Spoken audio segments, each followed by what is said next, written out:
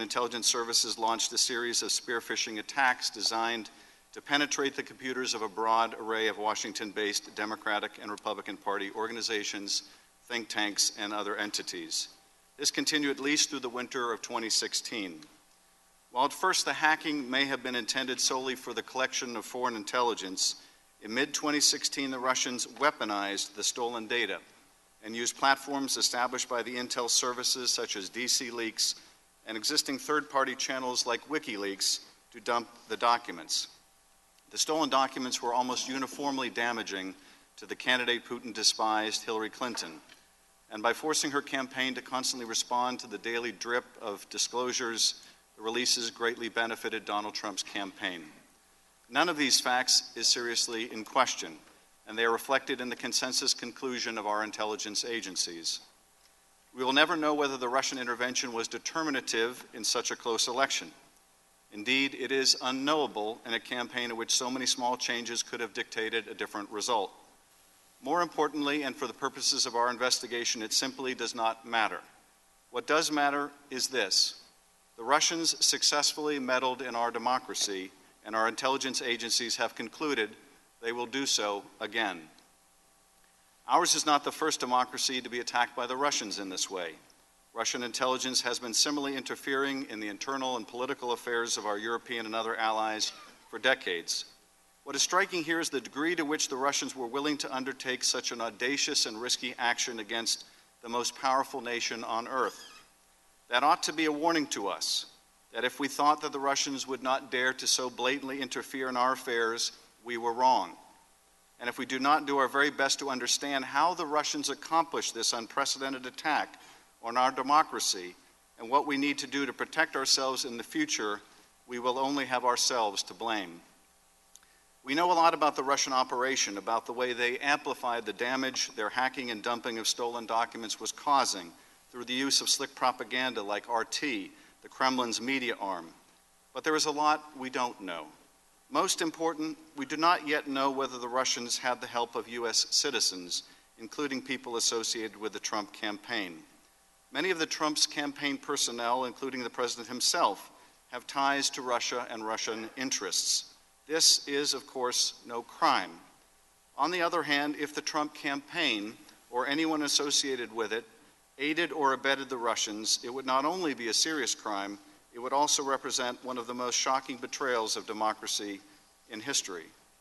In Europe, where the Russians have a much longer history of political interference, they have used a variety of techniques to undermine democracy. They employed the hacking and dumping of documents and slick propaganda, as they clearly did here. But they have also used bribery, blackmail, compromising material, and financial entanglement to secure needed cooperation from individual citizens of targeted countries. The issue of U.S. person involvement is only one of the important matters that the chairman and I have agreed to investigate, and which is memorialized in the detailed and bipartisan scope of investigation that we have signed.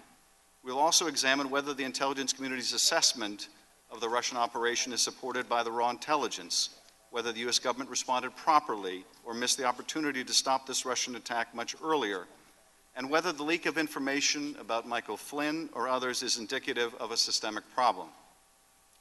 We have also reviewed whether there is any evidence to support President Trump's claim that he was wiretapped by President Obama in Trump Tower, and found no evidence whatsoever to support that slanderous accusation.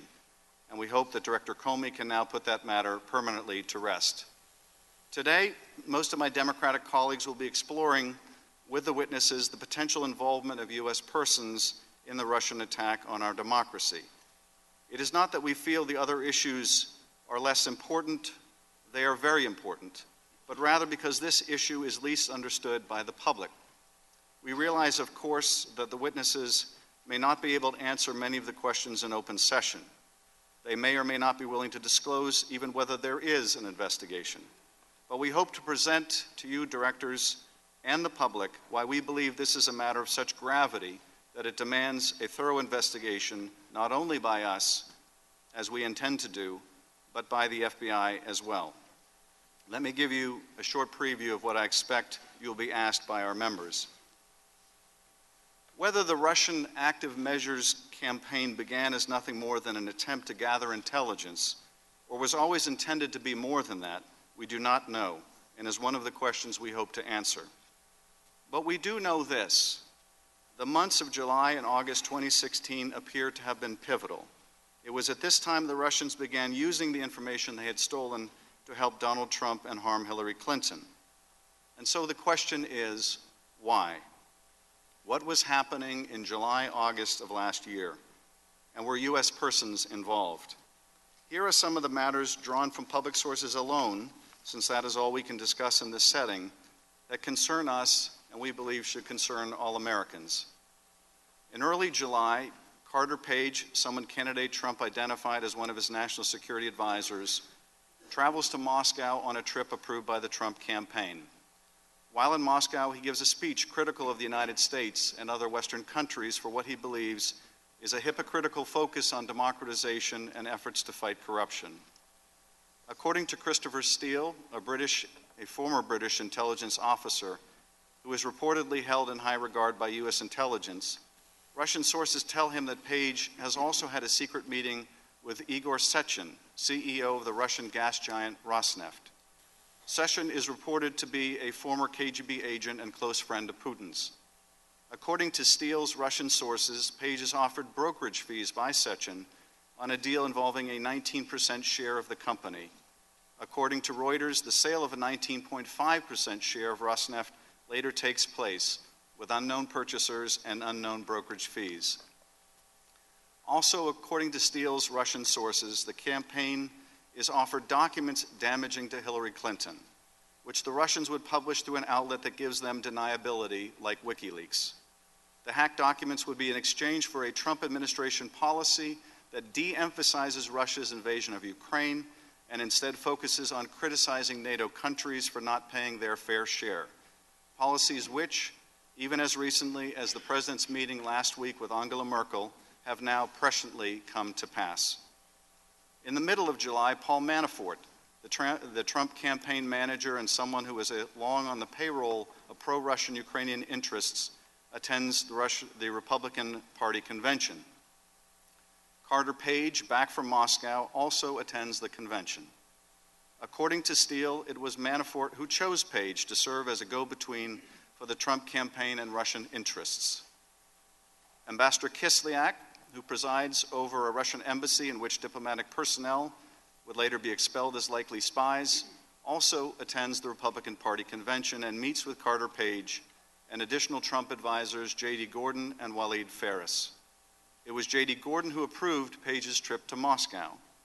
Ambassador Kislyak also meets with Trump National Security Campaign Chair, and now Attorney General Jeff Sessions.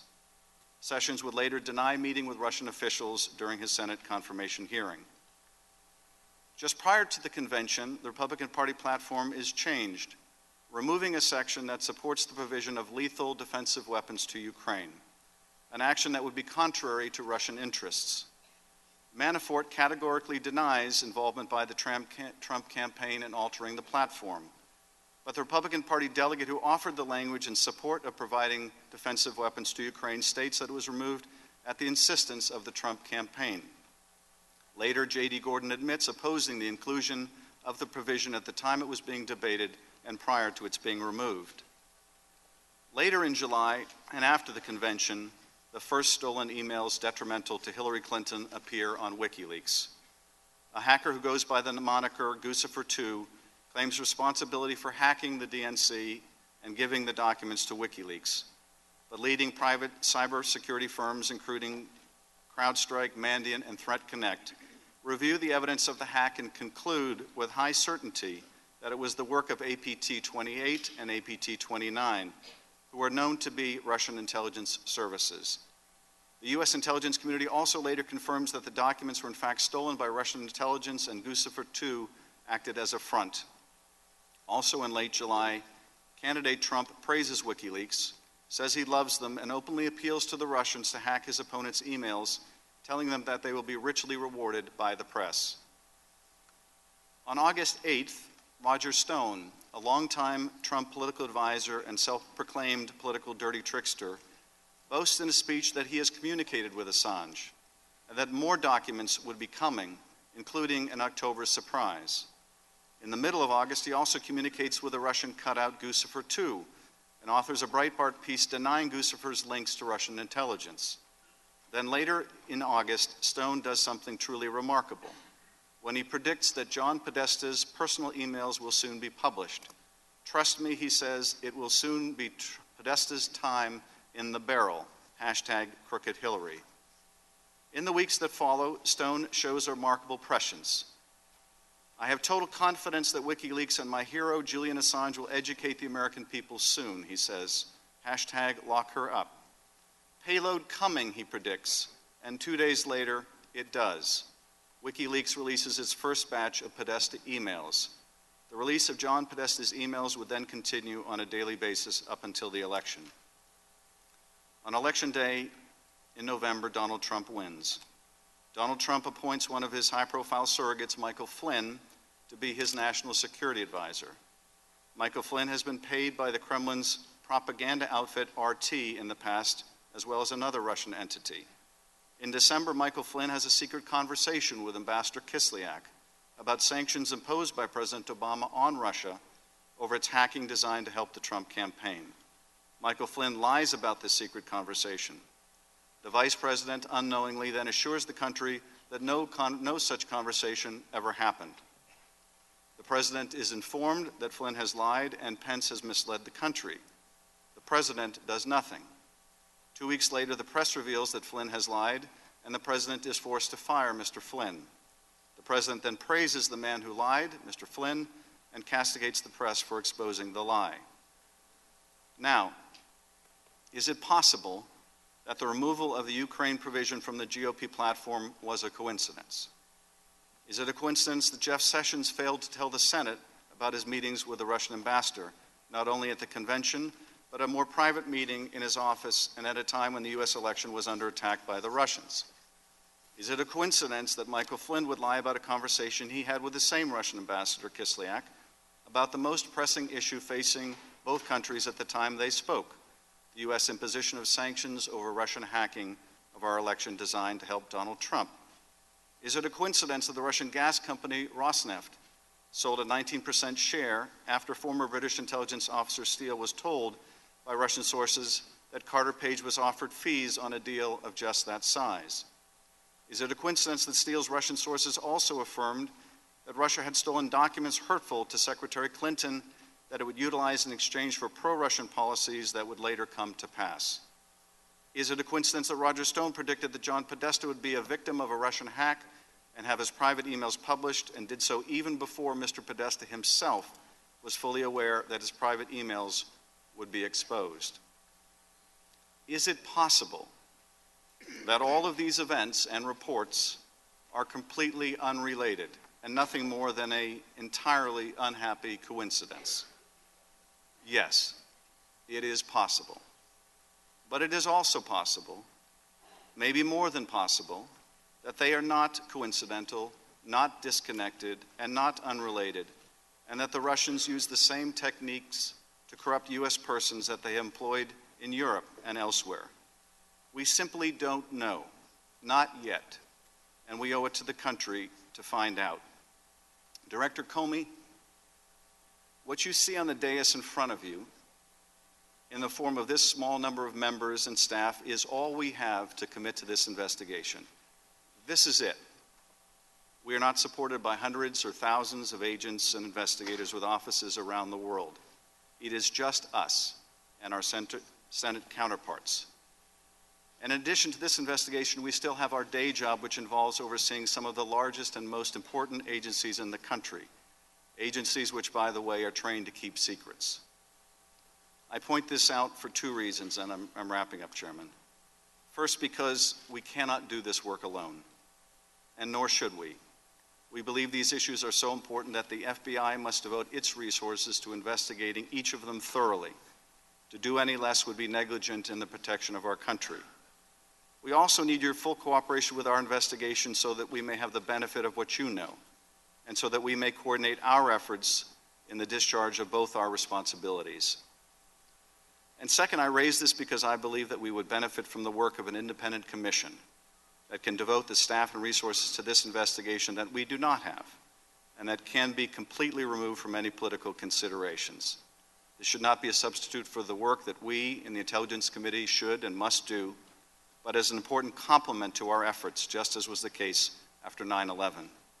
The stakes are nothing less than the future of our democracy and liberal democracy, because we're engaged in a new war of ideas, not communism versus capitalism, but authoritarianism versus democracy and representative government.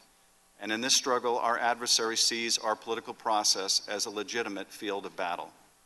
Only by understanding what the Russians did can we inoculate ourselves from further Russian interference that we know is coming. Only then can we protect our European allies who are, as we speak, enduring similar Russian interference in their own elections. And finally, I want to say a word about our own committee investigation.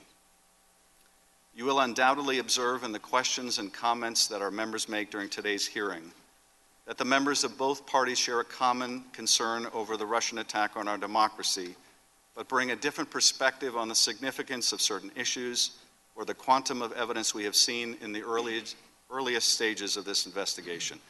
This is to be expected. The question most people have is whether we can really conduct this investigation in the kind of thorough and nonpartisan manner that the seriousness of the issues merit, or whether the enormous political consequences of our work will make that impossible. The truth is, I don't know the answer, but I do know this. If this committee can do its work properly, if we can pursue the facts wherever they lead, unafraid to compel witnesses to testify, to hear what they have to say, to learn what we will, and after exhaustive work reach a common conclusion, it would be a tremendous public service, and one that is very much in the national interest. So let us try. I thank you, Mr. Chairman, and I yield back. Thank you. Gentleman yields back. With that, Admiral Rogers, you're recognized for 5 minutes. Thank you, sir. Chairman Nunes, Ranking Member Schiff, and members of the committee, thank you for the opportunity to appear before you today on behalf of the men and women of the National Security Agency. I'm honored to appear besides my teammate, Director Comey, to discuss Russia's activities and intentions regarding the 2016 U.S. election, and want to assure the committee that my team is doing its best to fulfill the various requests of this committee to support your ongoing investigations into this subject. Over the past weeks, NSA has been working closely with the committee to provide you the information that you require for your investigation, and I can assure you we will continue to do so. When we last met in January, we discussed the classified version of the January Intelligence Community's assessment on assessing Russian activities and intentions in the recent U.S. elections. Today, more than 2 months after we issued this assessment, we stand by it as issued. There is no change in our confidence level on the assessment. Of course, the specifics of this assessment need to remain classified to protect sensitive sources and methods, so today I will limit my discussion to information in the public domain and that of the publicly released Intelligence Community Assessment. I hope you will understand that there are some issues I cannot discuss in an open session, nor will I be able to provide specifics in some areas. As the committee fully knows, the intelligence community has a long-standing policy of not discussing surveillance targeting information in particular cases. To do so would invariably open the door to compel further disclosures in litigation or the release of classified information, all of which would be harmful to our national security. Like the committee, we are also greatly concerned about leaks of classified information, as they can reveal the sources and methods we employ to provide intelligence to American policymakers and warfighters and generate advantage for our nation while protecting its citizens and interests and their privacy. I also want to assure the committee that we take very seriously that obligation to protect U.S. persons' privacy. This applies to all stages of the production of foreign intelligence, but I'd like to emphasize one area in particular, the dissemination of U.S. person information. We at NSA have strict procedures in place to make sure that our reporting and the contents of our reporting are disseminated only to those that have strict need to know for valid purposes, which primarily means in support of the development of foreign policy and to protect national security. I do want to specifically mention that among the collection of authorities that we have to target foreign actors in foreign spaces, FISA Section 702 and Executive Order 12333 have been instrumental in our ability to produce the intelligence made available to the committee and others in gathering the SIGINT facts of foreign activity in this election cycle. It would be difficult to overstate the breadth and scale of malicious cyber activity occurring today. Our adversaries, including nation states, have not rested in trying to penetrate government systems, steal our private industry's intellectual property, and make even greater strides towards the development and achievement of cyber attack capabilities. We have a hardworking and dedicated team at NSA that works every day to generate insights on this activity and to thwart its effectiveness. But cyber defense is a team sport, and one of NSA's strongest partners in this effort is Director Comey's team at the FBI. And I'm glad to be able to describe here today how we are working together to help protect the nation and our allies, to include providing a better understanding of Russian intentions and capabilities. In light of the IC assessment and findings, I welcome your investigation into overall Russian activities targeting the previous U.S. elections.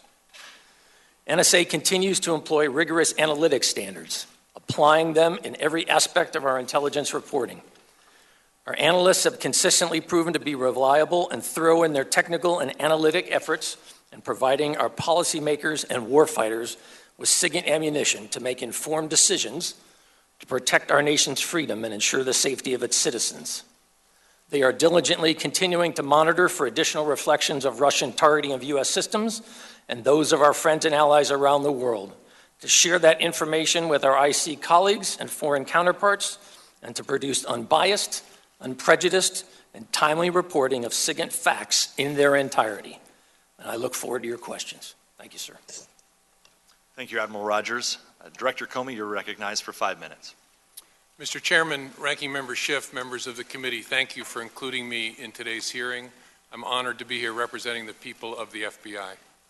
I hope we have shown you through our actions and our words how much we at the FBI value your oversight of our work and how much we respect your responsibility to investigate those things that are important to the American people. Thank you for showing that both are being taken very seriously. As you know, our practice is not to confirm the existence of ongoing investigations, especially those investigations that involve classified matters.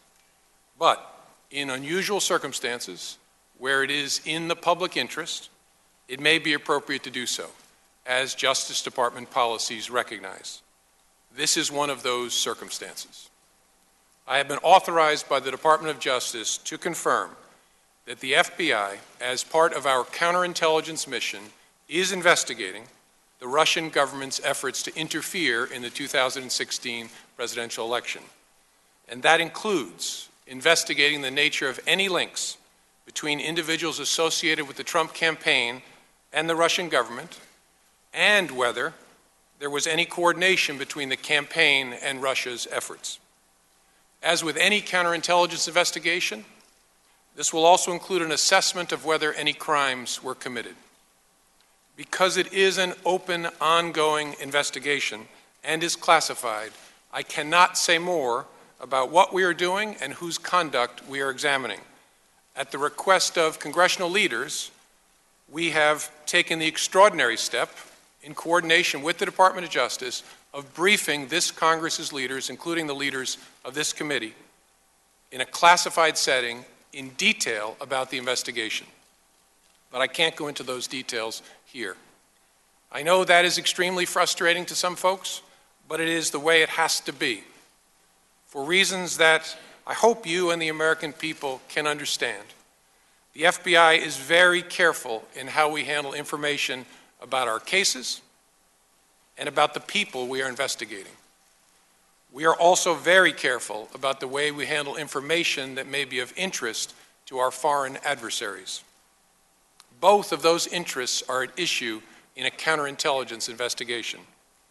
Please don't draw any conclusions from the fact that I may not be able to comment on certain topics.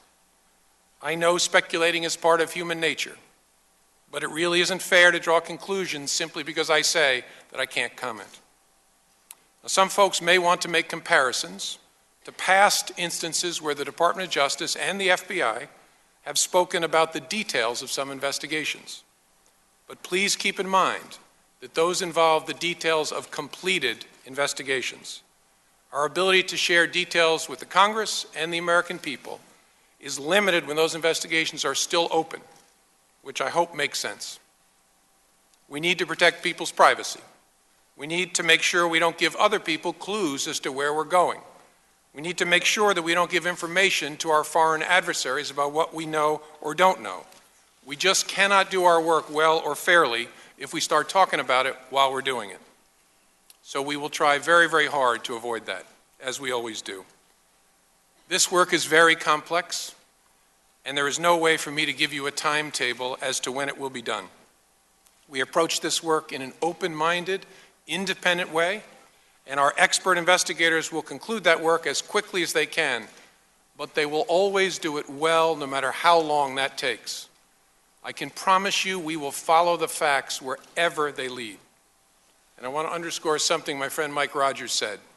Leaks of classified information are serious, serious federal crimes for a reason. They should be investigated and, where possible, prosecuted in a way that reflects that seriousness so that people understand it simply cannot be tolerated. And I look forward to taking your questions.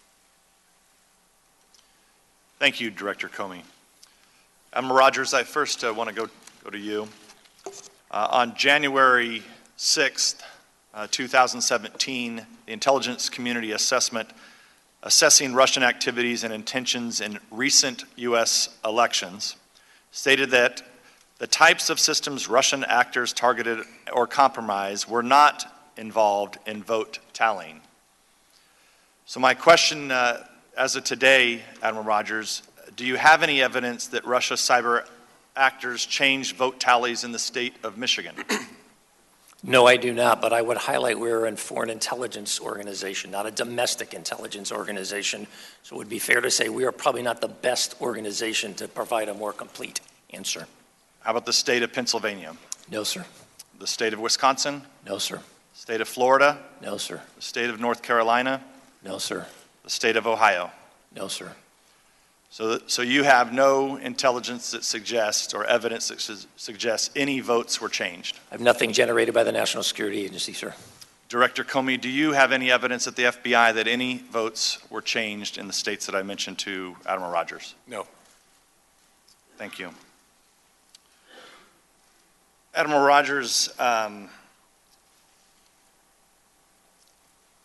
know that there was a leak of information regarding Director Clapper and former Secretary of Defense Carter were looking at relieving you of your duty. Are you aware of those stories?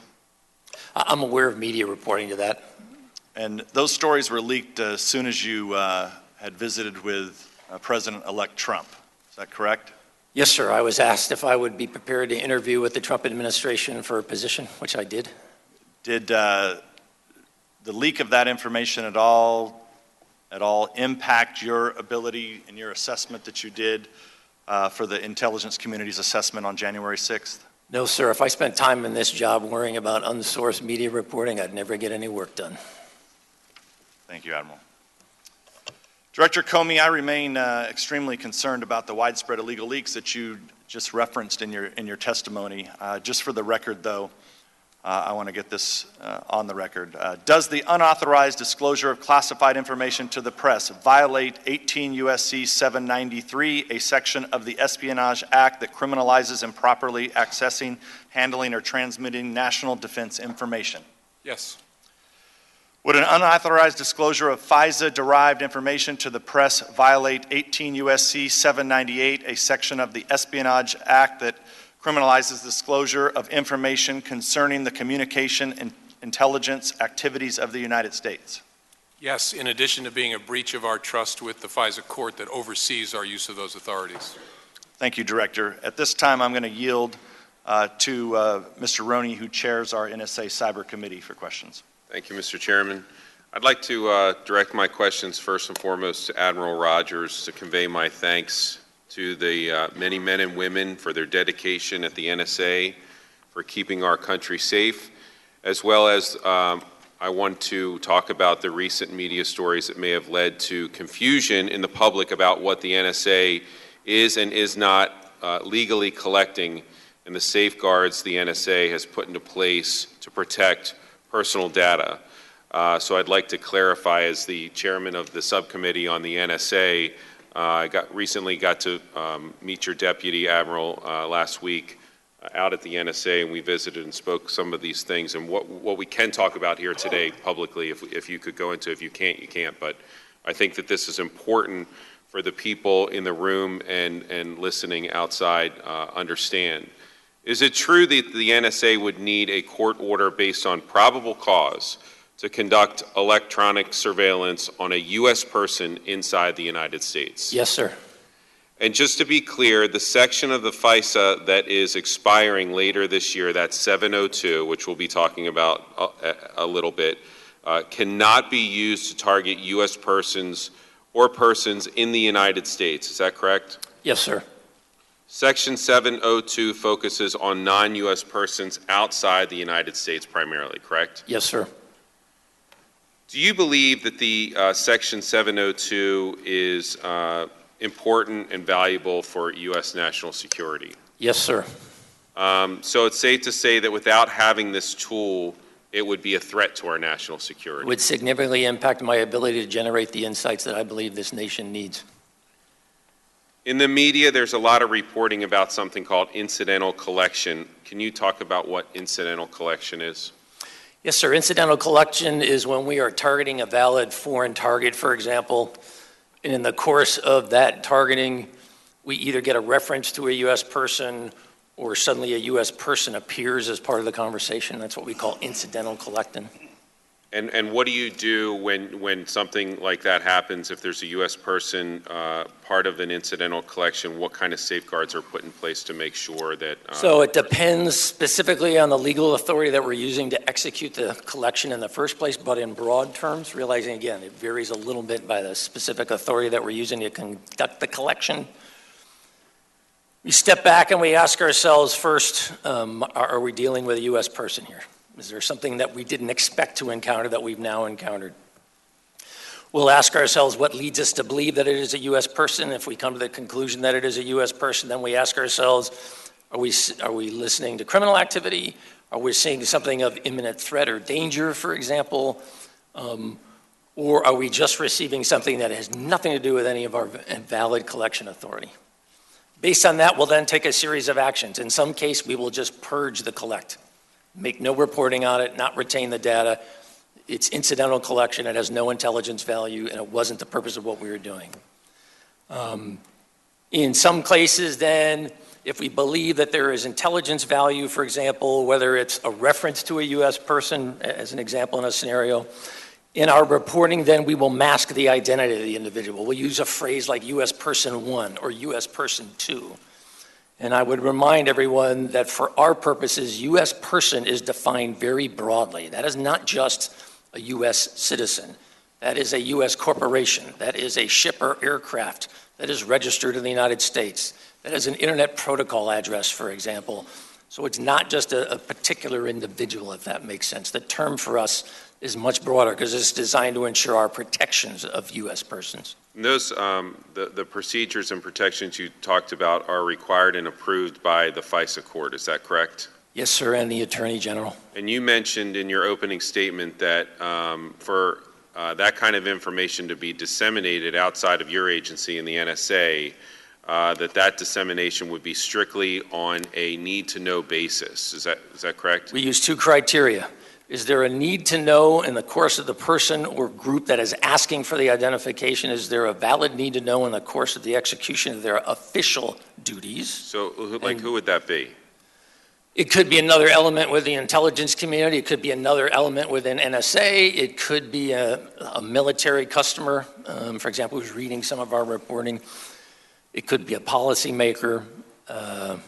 I apologize, there was one other point that I wanted to make, but I've lost the thread in my mind. I apologize if I jump in a moment. I'll try to make it again. Let's get back to masking briefly. You spoke about masking and trying to keep a U.S. person's identity concealed. and when it is disseminated,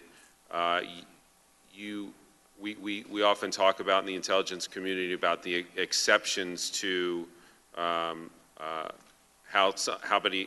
if somebody's masks, how you unmask them. What would the exceptions to that masking be before it's disseminated? So again, we use two criteria: the need to know on the person requesting us and the execution of their official duties, and the second part was, is the identification necessary to protection the intelligence value that the report is designed to generate? Those are the two criteria we use.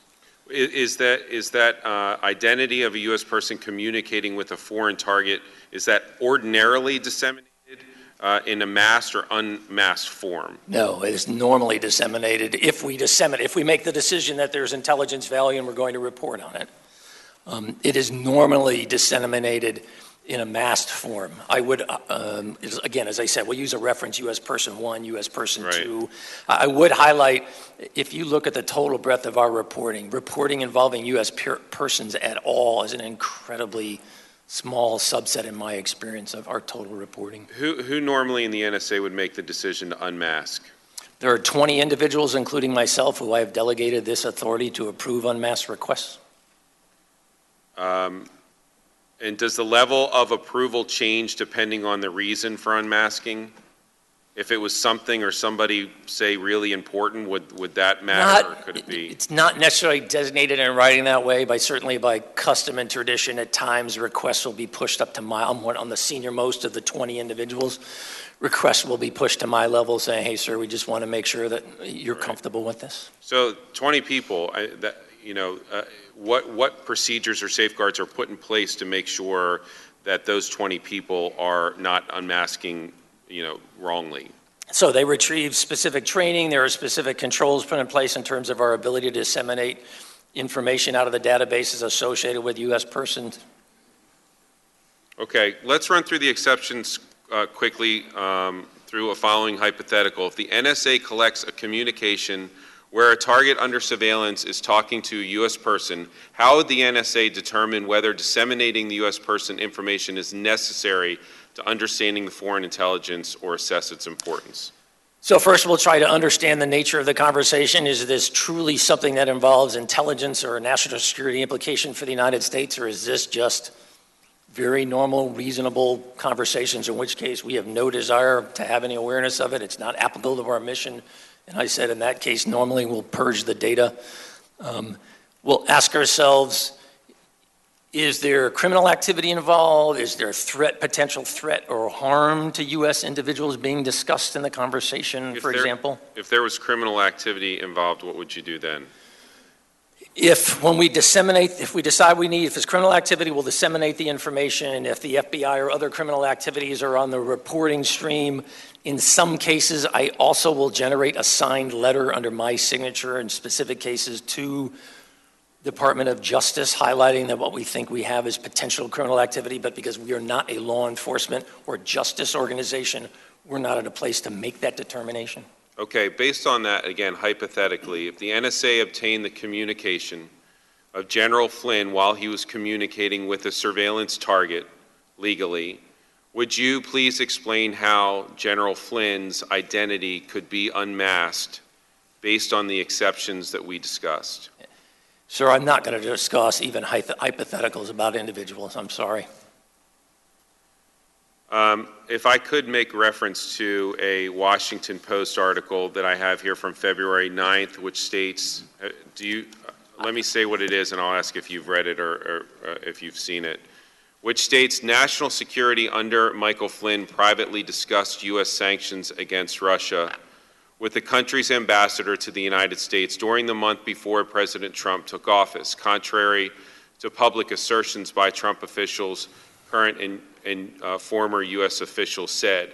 The article goes on to say that 9 current or former officials who were in senior positions at multiple agencies at the time of the call spoke under the condition of anonymity to discuss intelligence matters. Did you read this article?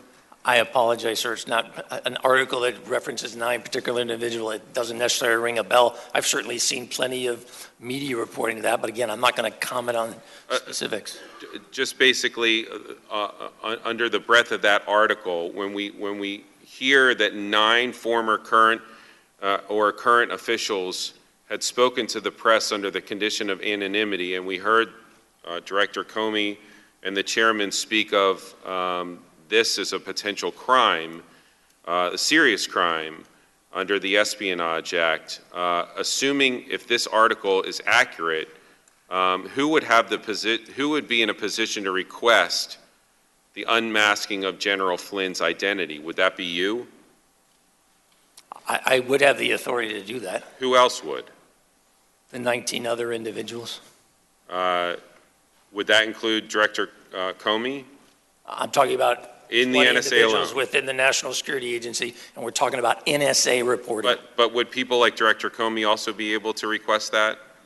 Yes. And the Attorney General and Director Clapper, are those type of people also on this list? Again, I'm not going to talk. In general, yes, they would be Generally able to come speaking, and ask. not with regard. regard Be able to come and ask. Not going to talk about the specifics of an individual or hypothetical scenarios. Well, here's what I'm trying to get at. If what we're talking about is a serious crime, as has been alleged, in your opinion, would leaking of a U.S. person who has been unmasked and disseminated by intelligence community officials, would that leaking to the press hurt or help our ability to conduct national security matters? Okay, if it hurts, so this leak, which through the 702 tool, which we all agree is vital, or you and I at least agree to that, do you think that that leak actually threatens our national security? If it's a crime, and if it's unveiling a masked person, and this tool is so important that it could potentially jeopardize this tool when we have to try to reauthorize it in a few months. If this is used against the ability of us to reauthorize this tool, and we can't get it done because whoever did this leak, or these 9 people that did this leak, create such a stir, whether it be in our legislative process or whatever, that they don't feel confident that a U.S. person under the 702 program can be masked successfully and not leaked to the press, doesn't that leak hurt our national security? Yes, sir.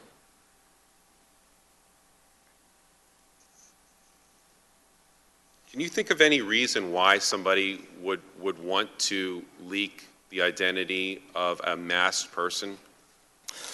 No, sir. I mean, I have raised this directly with my own workforce over the course of the last few months to remind everyone part of the ethics of our profession, not just the legal requirement, but the ethics of our profession as intelligence professionals, is we do not engage in this activity. And I've also reminded the men and women of the National Security Agency, if I become aware of any such conduct, there is no place for you on this team. It's unacceptable to citizens of the nation. Well, I think that, as we move forward, obviously, I think that what you're speaking of is this sacred trust that the intelligence community has with the American people and with the people that are representing them here on this dais. And I think that it's vital that for those who break that sacred trust, if they are not held accountable, whether it by the NSA internally or by the FBI through conviction or investigation / prosecution and / conviction through the Attorney General's office of that crime, it is very difficult for us to be able to keep that sacred trust, to know that what we're doing is valid and what we're. All right, everybody. Mary Kate is coming up next. She's going to be with you here for the next 2 hours on the Fox 10 News Now stream.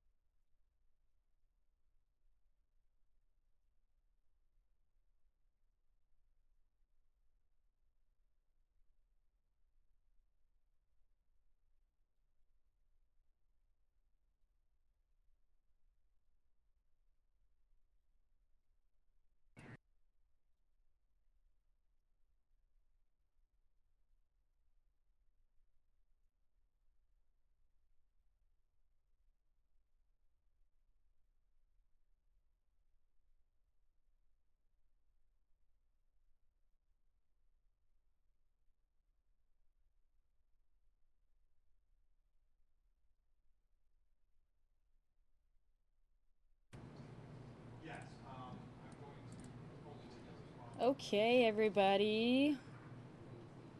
Hello and welcome to the Fox News Now stream. I'm your host, Mary Kay Gaffney, taking you to the next few hours of the show here. How was everybody's weekend? It was hot here in Phoenix, you guys. I don't know if it's still cold in the Midwest. My mom and my sister are visiting right now, and they're saying it's definitely a lot warmer here than it is back in Ohio. They said it's, still 40 degrees in Ohio right now, so they're happy to be out here. But the thing is, it's warm out here, but it's almost like you walk to lunch or something, and you're sweating. You're just drenched in sweat. Let me show you a live look of the traffic. Let's see. Actually, looks like there's a situation going on. Let me pull that up really quickly here. Give me one sec. Putting in the chopper feed here. Looks like something going on here. Let me make sure that volume is down, ready to go here. Let's take a look at that. So we've got chopper at something right now. Let me try and get some more information on this. It says... And I'm assuming this could be similar to what I'm seeing here. Phoenix police are investigating a shooting with 2 victims. But I believe that is a different situation. I'm getting now the chopper is at an alert 2 at Sky Harbor. That's what we're hearing right now, and that's streaming live here on the Fox News Now show this evening. Now, like I was saying, you can't tell from this shot, but it is pretty hot there. It's in the 90s today, you guys. And take a look. We've got a live shot of New York City as well. Let me plug that in for everybody. Give me one second here.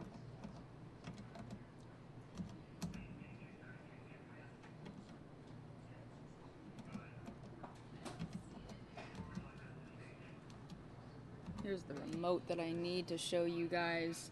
New York City, everybody. Take a look at Manhattan right now. It looks like police out there tonight as well. But it's nice to see that they didn't get hit too hard with the snow to the point where they couldn't get the streets clear. It looks like streets are clear and they're back to normal there in Manhattan. And then, of course, take you back to the stream of here locally in Phoenix, Arizona.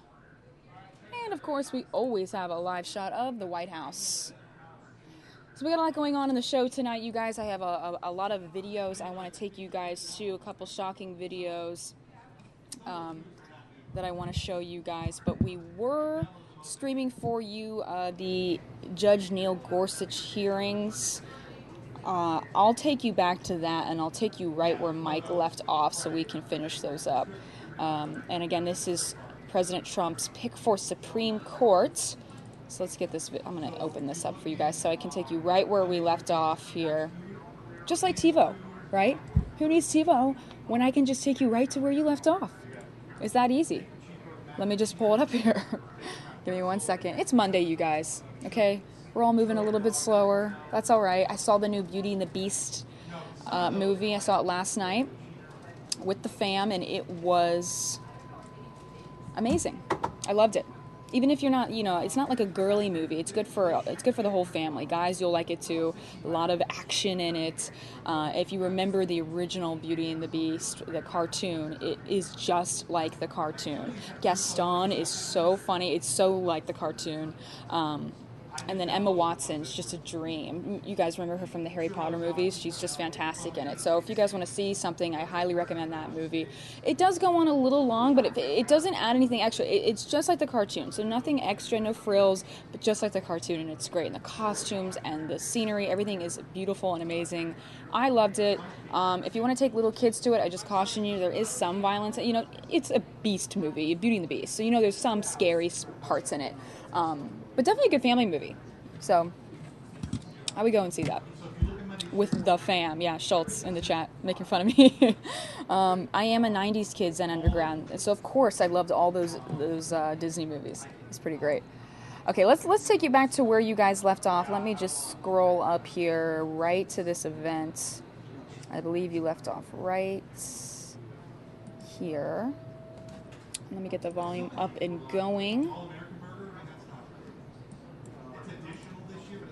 Okay, everybody, back to the Judge Neil Gorsuch hearings. Here we go. History of this committee. Remember, the Judiciary Committee once stood against a court-packing scheme of a Democratic president that would have eroded judicial independence. And that was a proud moment. Now Republicans on this committee are guilty of their own court unpacking scheme. And the blockade of Chief Judge Merrick Garland was never grounded in principle or precedent. While Senate Republicans were meeting in back rooms to block President Obama's nominee, extreme special interest groups were also meeting in private to vet potential Supreme Court nominees for then candidate Donald Trump. I do not know of any other Supreme Court nominee who was selected by interest groups rather than by a president in consultation with the Senate as required by the Constitution. Now, Senate Republicans made a big show last year about respecting the voice of the American people in this process. Now, they're arguing that the Senate should rubber stamp a nominee selected by extreme interest groups and nominated by a president who lost a popular vote by nearly 3 million votes. And that president has demonstrated hostility to our constitutional rights and values. He's leveled personal attacks against federal judges and career prosecutors who dare to see his promised Muslim ban for what it is, unconstitutional. He called our constitutionally protected free press, quote, the enemy of the American people. When the president's chief of staff says the nominee before us has the vision of Donald Trump, well, that raises questions for people who have actually read the Constitution or cares about the rights it protects. More than perhaps any confirmation hearing for the last 30 years, I expect this nominee's judicial philosophy will play a central role. Judge Gorsuch has spent more than a decade on the federal bench. He graduated from Harvard Law School. He clerked for the Supreme Court. He served in the Department of Justice. He received a unanimous, well-qualified rating from the American Bar Association. All things very positive for a Supreme Court nominee. And if all those things I've read were sufficient reason to confirm a nominee to the Supreme Court, well, of course, Chief Judge Merrick Garland, who had exactly the same qualifications, but was refused by the Republicans, would be sitting on the court today. That's why philosophy becomes important. In contrast to past nominees like John Roberts, whose judicial philosophy was not clearly articulated when he appeared before this committee, Judge Gorsuch appears to have a comprehensive originalist philosophy. It's the approach taken by jurists such as Justice Scalia, or Justice Thomas, former Judge Bork. While it has gained some popularity within conservative circles, originalism, I believe, remains outside the mainstream of modern constitutional jurisprudence. It's been 25 years since an originalist has been nominated to the Supreme Court. Given what we've seen from Justice Scalia and Justice Thomas and Judge Gorsuch's own record, I worry that it goes beyond being a philosophy and it becomes an agenda. We know that conservative groups that vetted Judge Gorsuch and the millionaires who fund them have a clear agenda. One that's anti-choice, anti-environment, pro-corporate. And these groups are obviously confident that Judge Gorsuch shares their agenda. The first person to interview Judge Gorsuch in this process explained these groups did not ask who's a really smart lawyer who's been really accomplished. Instead, they saw a nominee who understands these things like we do. After all, Judge Gorsuch has been described by a former leader of the Republican Party as a true loyalist and a good, strong conservative.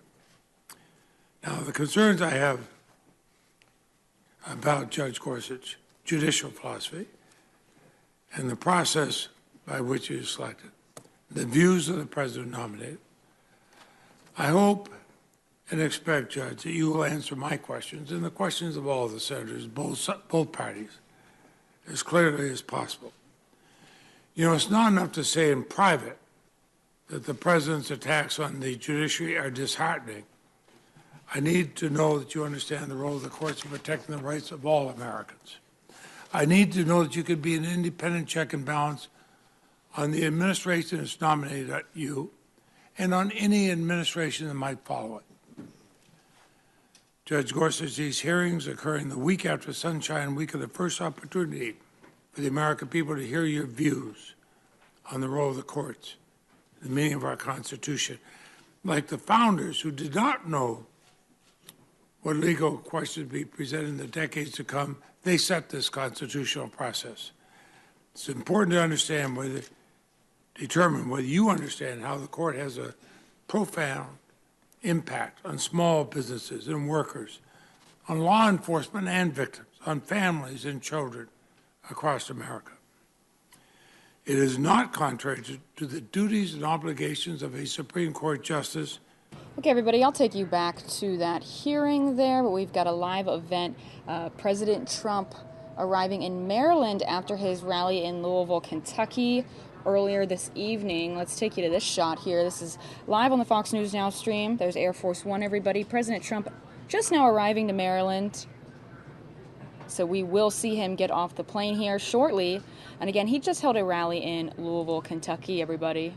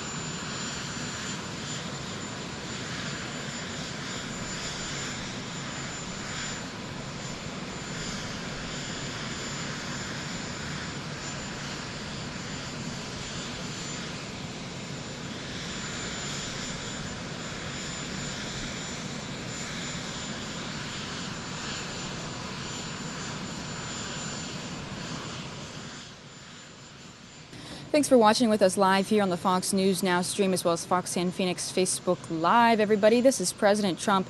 He just landed in Maryland after his rally in Louisville, Kentucky earlier this evening. If you missed it, just head to our YouTube page, search Fox 10 Phoenix. You can see that rally in full. But right now we're about to see him get off Air Force One here. Just look how massive it is. I mean, look at that. You can really see the size of it with the door open there. But we will see President Trump taking those stairs in just a few minutes. Thanks for watching with us.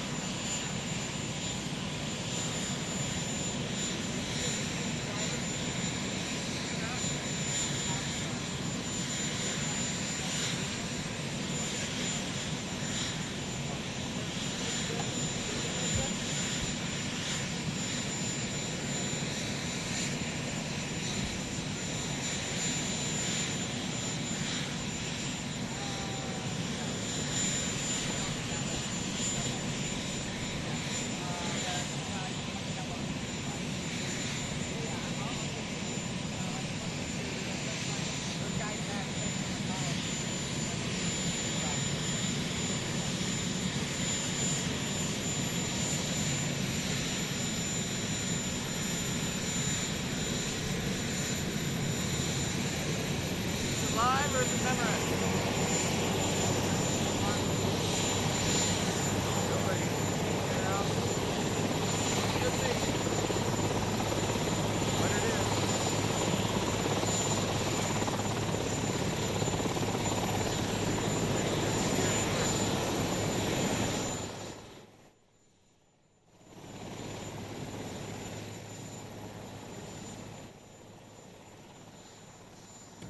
Thanks for watching with us live here on Fox 10 Phoenix Facebook page. That was President Trump, who just landed in Maryland after his rally in Louisville, Kentucky this evening. Again, if you missed that rally, just head to the video section on our YouTube page, search for Fox 10 Phoenix.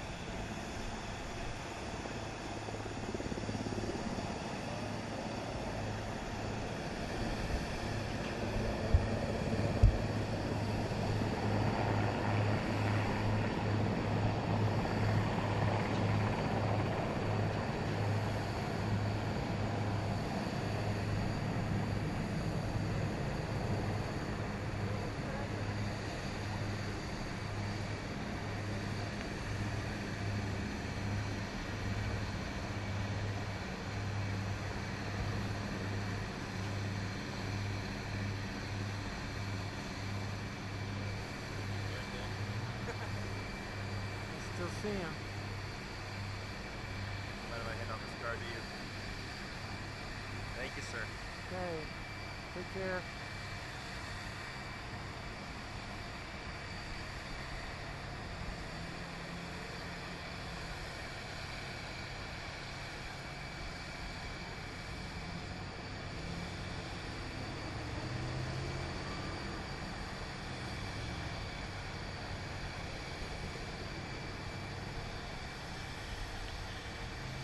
All right, everybody. Thanks for watching with us live here on the Fox News Now stream, as well as Fox 10 Phoenix, Facebook Live. That was President Trump landing in Maryland.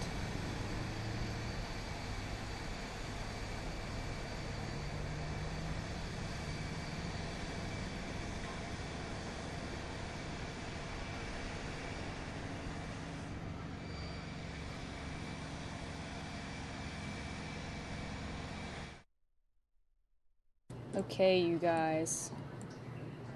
That was the president landing in Maryland and then taking off on the chopper. Isn't it funny how we love to watch the president land and take off? It's just we all gather around, we have to see it happen. But you know, it's definitely different than us regular people. When we travel, it's not that exciting. So it's always fun to see Air Force One land, right? Okay, everybody, let's take you back to Judge Neil Gorsuch hearings. And then we'll see if I can take you to some of the events that I had planned for you guys later in the show. Some videos I wanted to take you to, some other live events coming up in the show. So thanks for joining me here on the Fox News Now stream, you guys. Again, if you have any comments, questions, concerns during the show, just feel free to tweet at me. My handle is Mary Kate Fox 10. We did this earlier before the Trump rally. You guys tweeted me your thoughts, your opinions. Doesn't matter if you're pro-Trump, anti-Trump, anything, just tweet me your opinion. I'd love to pull it up here on the show. Just no curse words. You know, you never know who's watching. We don't want the little kids to see any curse words or anything like that. But yeah, so just feel free to tweet me if you want me to air your tweets here during the show, everybody. But let's take you now back to the confirmation hearings for Judge Neil Gorsuch. That's President Trump's pick for Supreme Court. So here we go, everybody. Judge Gorsuch, these hearings occurring the week after Sunshine Week are the first opportunity for the American people to hear your views on the role of the courts, the meaning of our Constitution. Like the founders who did not know what legal questions would be presented in the decades to come, they set this constitutional process. It's important to determine whether you understand how the court has a profound impact on small businesses and workers, on law enforcement and victims, on families and children across America. It is not contrary to the duties and obligations of a Supreme Court justice to consider the effects of their rulings. The court's aspiration, after all, is to provide equal justice under law. That's inscribed in Vermont marble over the doorway to the court. Judge Gorsuch, these hearings will help us conclude if you are committed to the fundamental rights of all Americans. Will you allow the government to intrude on Americans' personal privacy and freedom? Will you elevate the rights of corporations over those of real people? And will you rubber stamp a president whose administration has asserted that executive power is not subject to judicial review? It's important to know whether you serve with independence or as a surrogate to the president who nominated you, or the special interest groups that provided that president with your name. Now, I approach these hearings with these thoughts in mind. I can honestly say I've yet to decide how I'm going to vote in this nomination. Unlike those who blocked the nomination of Chief Judge Merrick Garland, I believe it's my constitutional responsibility to fairly evaluate a president's nominee to the Supreme Court. I have voted for Supreme Court nominees. I've voted against others. I recall going on the floor of the Senate right after our Democratic leader said he would vote against John Roberts for Chief Justice. I was the next speech. I said I would vote for him. But I'm going to base my determination on the full record at the conclusion of these hearings, just as I've done for the 16 previous Supreme Court nominees since I've been in the Senate. The Supreme Court is a guarantor of the liberties of all Americans.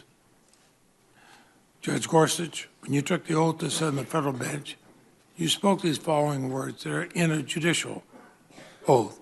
I will administer justice without respect of persons and do equal right to the poor and to the rich. If confirmed, you have to be a justice for all Americans, not for the special interests of a few. You know, I can't think of any time in our nation's history when that commitment is more important than it is now. That's what I've been thinking of all weekend long. The stakes for the American people could not be higher. We know that in Vermont, but America knows that. I thank you, Mr. Chairman. Yeah, and thank you, Senator Leahy. Now to Senator Cornyn. That was great. Thank you, Mr. Chairman. Judge Gorsuch, welcome to you and your family.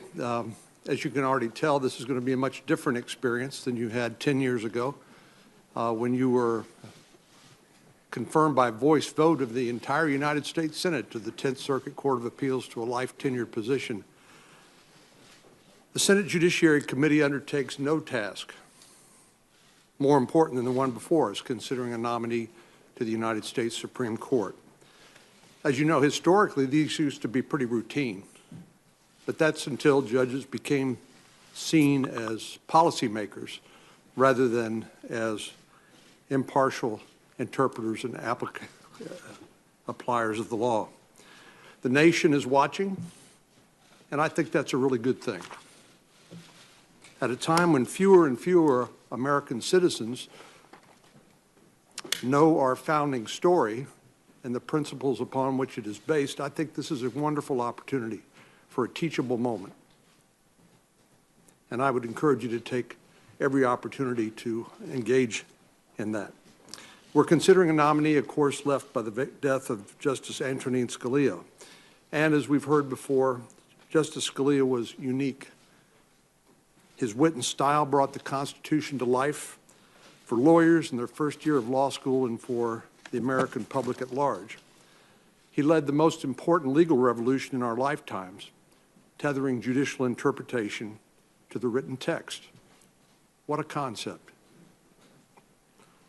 This is part of the broader project which the nominee before us, Judge Neil Gorsuch, described as, quote, reminding us of the differences between judges and legislators, that judges should strive to apply the law as it is, not to decide cases based on their own moral convictions or the policy consequences they feel might serve society best.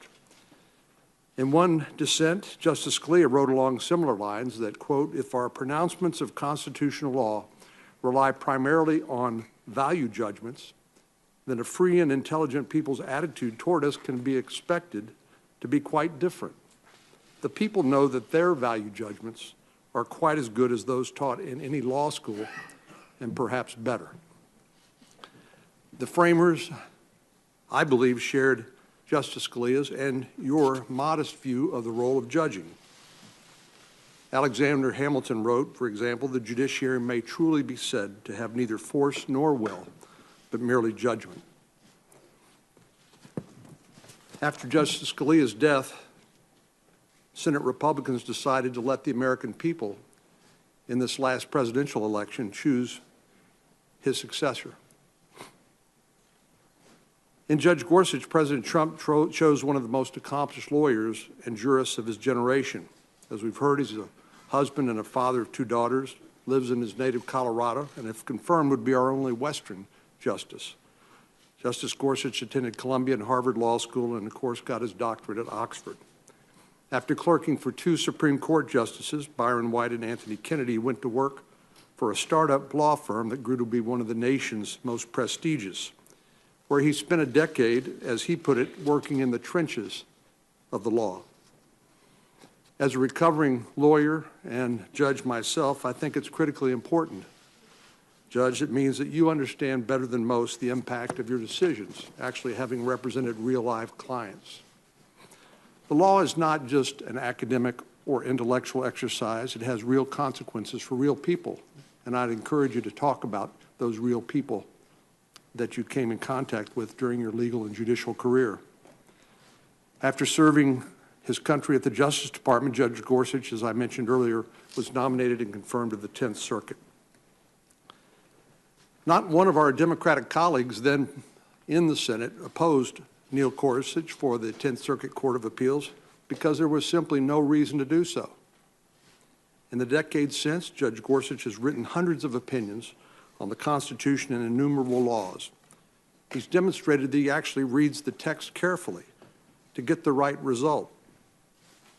I'm reminded that there is a difference between what we sometimes loosely call a strict constructionist and a textualist, and I'd invite you to make that point during some of your testimony. As you can see here today, his jurisprudence reflects brilliance and humility, the humility of a man committed to the Constitution and the law. That body of work is the best guide for the kind of judge Judge Gorsuch will be. Answers to questions posed during these hearings we've already heard about specific issues cannot and should not be a guide. You're not a politician running for election, Judge, as you know. In the dissent I mentioned earlier, Justice Scalia warned that, quote, confirmation hearings for new justices should deteriorate into question and answer sessions in which senators go through a list of their constituents' most favored and most disfavored alleged constitutional rights. It should not be the forum in which you seek the nominee's commitment to support or oppose them. So we're not here to ask you, even though some might, how you will vote in specific cases. And it'd be wrong for you to prejudge those cases, as you know. And that's the same reason why, for example, Ruth Bader Ginsburg, during her nomination hearing, said a judge sworn to decide impartially can offer no forecasts, no hints, for that would not only show disregard for the specifics of a particular case, it would display disdain for the entire judicial process. Can you imagine what a litigant might think if the judge before whom he or she was to present their case said before they heard a word how they were going to decide the case? That's why it's improper for you, as you know, to prejudge cases in your testimony before the committee. And our colleagues know that as well, but I expect them to ask a few questions nonetheless. Well, lately we've heard from some that they should criticize you for failing to rule for a sympathetic constituency in one case or another. But of course, as you know, Judge, if you follow the law and the facts wherever it may lead, sometimes it's for the police, sometimes for a criminal defendant, sometimes it's for a corporation, sometimes it's for an employee, sometimes it's for the government, sometimes it's against the government. That's how the rule of law works, and that's good for all Americans. One law professor at Harvard wrote, following the law, regardless of the parties, is in the long run, it protects the little guy a lot better than a system rigged to favor one side. Because of your qualifications and a demonstrated record of following the law, other than a few special interest groups, I believe you've got a broad spectrum, really surprisingly broad spectrum of people supporting your nomination. One of your colleagues on the left wrote in Washington Post, the Senate should conform Judge Gorsuch because there's no principled reason to vote no. Another liberal constitutional scholar joined a letter that stated, Judge Gorsuch has the unusual combination of character, dedication, and intellect that will make him an asset on our nation's highest court. President Obama's Solicitor General, from whom this committee will hear, wrote in the New York Times that liberals should back Judge Gorsuch because he would live up to the promises to administer justice with respect to persons and to do equal right to the poor and to the rich. So, Mr. Chairman, the list goes on and on. So I'm very pleased the American people are about to learn why President Trump chose you as his nominee for the Supreme Court. I look forward to hearing from Judge Gorsuch, and I would encourage my colleagues to carefully consider the nominee on the merits and nothing else. Thank you, Senator Cornyn. Now, Senator Durbin. Thanks, Mr. Chairman. Judge Gorsuch, welcome to you and your family. I've often read stories about earlier Supreme Court nominees and how little politics played any role in the selection and vetting of the nominees. Those of us on the Democratic side, as you can hear, are frequently warned not to let politics to be part of this decision. When I consider the path to this historic hearing, this plea rings hollow. The journey began with the untimely death of Justice Scalia in February of 2016. President Obama met his constitutionally required obligation by nominating Judge Merrick Garland to fill that vacancy in March of 2016. Senate Republican leader Mitch McConnell announced that for the first time in the history of the United States Senate, he would refuse Judge Garland a hearing and a vote. He went further and said he would refuse to even meet with the judge. It was clear that Senator McConnell was making a political decision, hoping a Republican president would be elected. He was willing to ignore the tradition and precedent of the Senate so that you could sit at this witness table today. In May and September of 2016, Republican presidential candidate Donald Trump released a list of 21 names, including yours, that he would consider to fill the Scalia vacancy. President Trump thanked the Federalist Society and the Heritage Foundation two well-known Republican advocacy groups for providing the list that included your name. Your nomination is part of a Republican strategy to capture our judicial branch of government. That is why the Senate Republicans kept this Supreme Court seat vacant for more than a year, and why they left 30 judicial nominees who had received bipartisan approval of this committee to die on the Senate calendar as President Obama left office.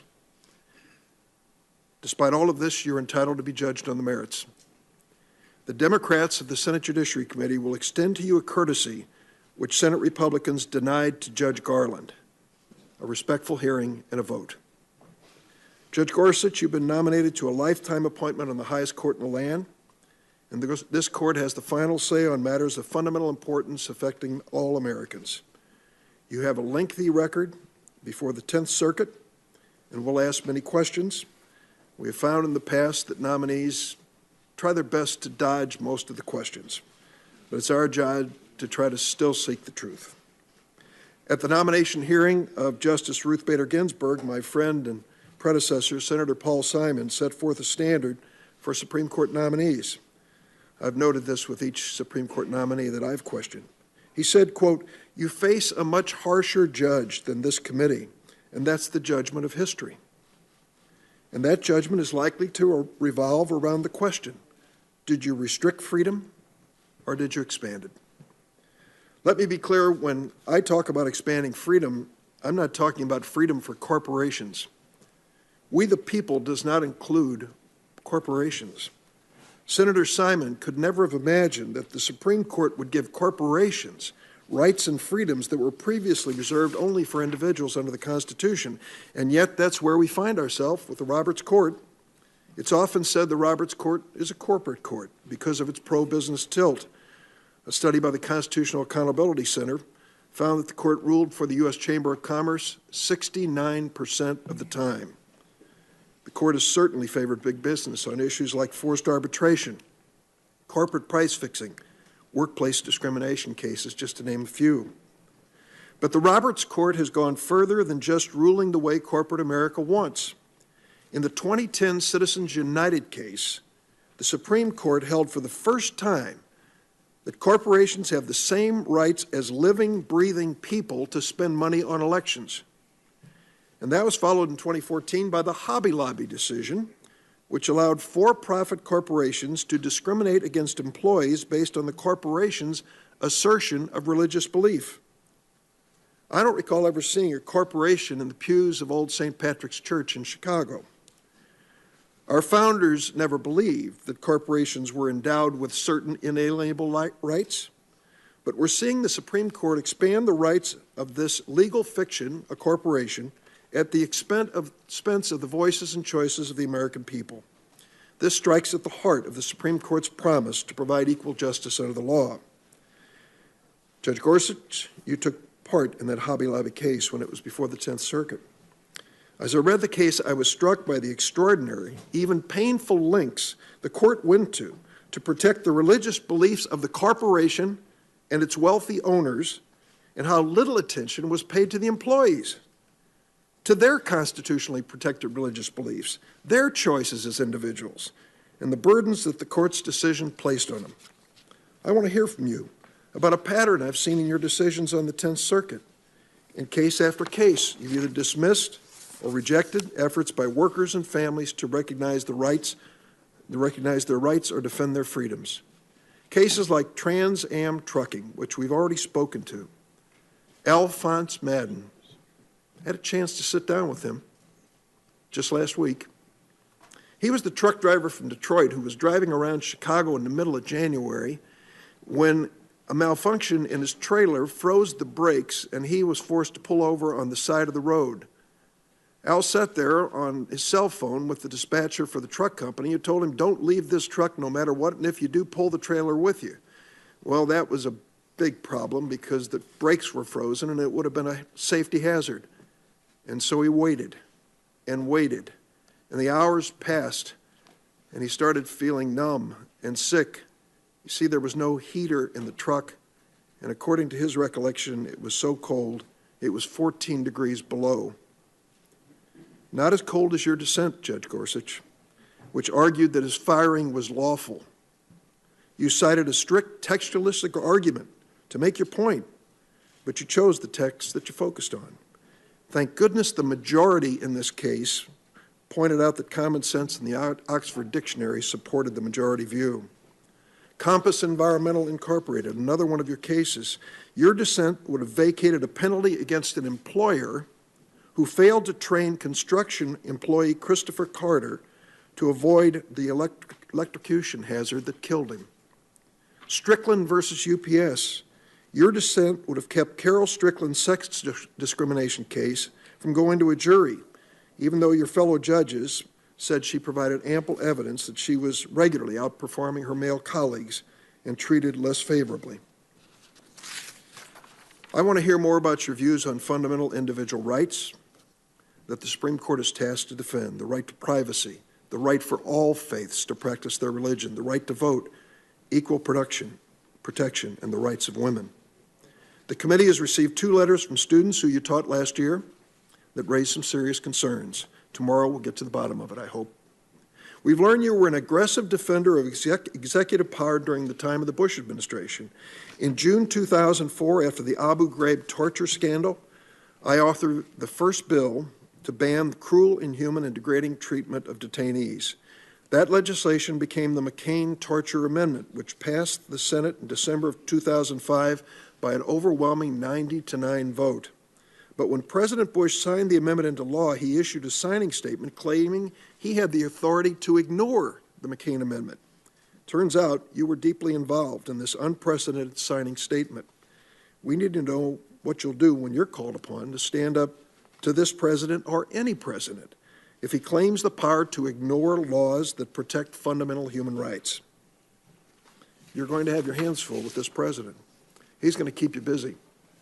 It's incumbent on any nominee to demonstrate that he or she will serve as an independent check or balance on the presidency. There are some warning flags. February 23rd, White House Chief of Staff Reince Priebus said, and I quote, "Neil Gorsuch represents the type of judge that has the vision of Donald Trump." Close quote. I want to hear from you why Mr. Priebus would say that. Make no mistake, when it comes to the treatment of workers, women, victims of discrimination, people of minority religious faith, and our Constitution, most Americans question whether we need a Supreme Court justice with the vision of Donald Trump. With my constitutional responsibility firmly in mind, I look forward to questioning tomorrow. Thank you, Mr. Chairman. Thank you, Senator Durbin. Now, Senator from Utah. Thank you, Mr. Chairman, and thank you, Judge Gorsuch, and welcome to the committee. I also want to welcome your friends, family members, supporters, former colleagues, and people you've worked with over the years who have come to show their support. I know they're proud of you, and they're proud of you not just because of what you've done, what you've accomplished professionally, but also because of who you are personally, a man of integrity, a man of great accomplishment, a man of character, and a man of faith. Everyone knows that a Supreme Court confirmation hearing can be dramatic. Okay, you guys, we're going to hop out of that for just a second. I'll take you back to where we left off with President Trump now landing in Washington. That was quick, everybody. Let's take you to that live shot right now.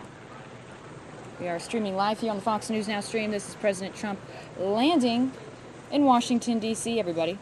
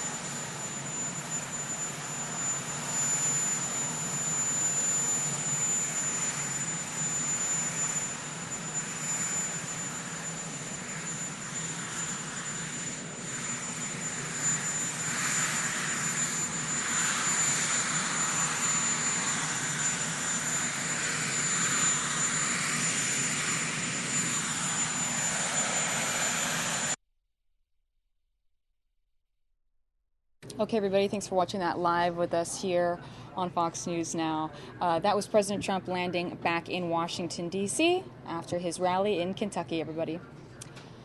Okay, let me give you guys really quickly here just a live look of New York City right now.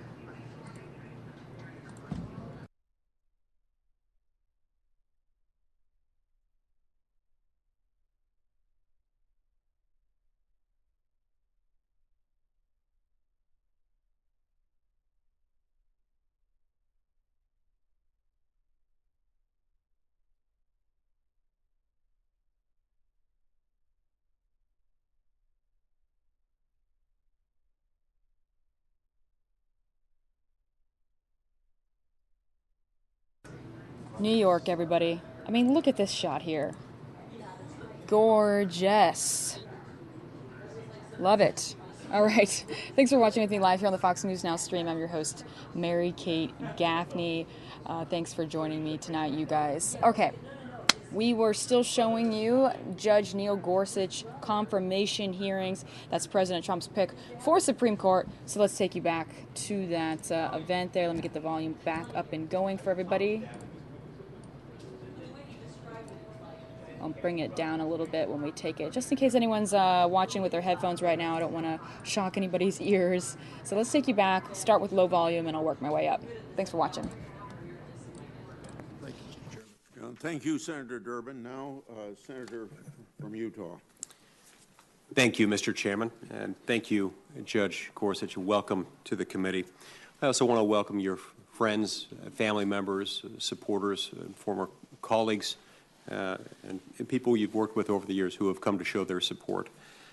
I know they're proud of you, and they're proud of you not just because of what you've done, what you've accomplished professionally, but also because of who you are personally, a man of integrity, a man of great accomplishment, a man of character, and a man of faith.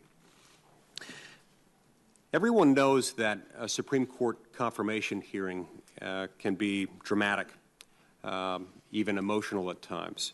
The stakes are high. As senators, we understand that there are a few things that are more important than the obligation that we're performing here, than the duty that we're carrying out in connection with this process. These days, it seems like standing for a confirmation hearing in the United States Senate after being nominated to the Supreme Court of the United States can appear a little bit like running for political office. As we've seen over the last few weeks, there are interest groups out there, some supporting you, some opposing you, out there waging campaigns almost as if they were running a campaign for someone pursuing public office. Maybe that's why, especially on this side of the dais, it can be easy to forget that a nominee is an ordinary citizen. Perhaps not ordinary in the usual sense, but at least that person is not a politician. You, sir, are not a politician, which means that the acrimony, the duplicity, the ruthlessness of today's politics are still a little foreign to you, are still quite unfamiliar to you. I hope that they will remain unfamiliar to you. In a former life, when I was a practicing attorney, I had the good fortune of appearing in front of you on the 10th Circuit. And so I know from my own personal experience that you're one of the best judges in the country. You come to oral argument prepared, and you ask fair, probing questions that are designed to get at one thing and one thing only, which is what the law says and what the law requires in each individual case, depending on the facts and circumstances of that case.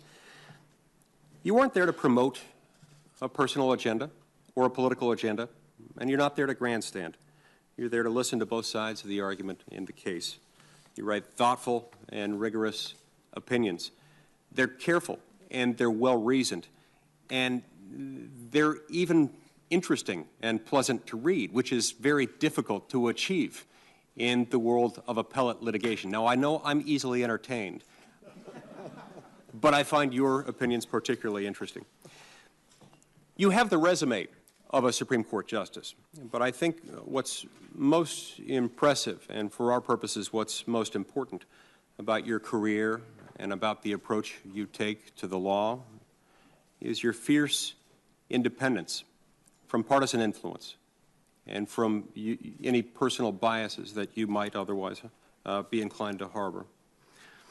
The judiciary is set apart from and, in a way, set far above the other branches in our republic, the other organs of our constitutional system, specifically because we allow it to invalidate and interpret the actions of the elected branches. So we've got two branches of government that are political in that they're run by people who are elected and stand for re-election at regular intervals, thus making themselves directly accountable to the American people.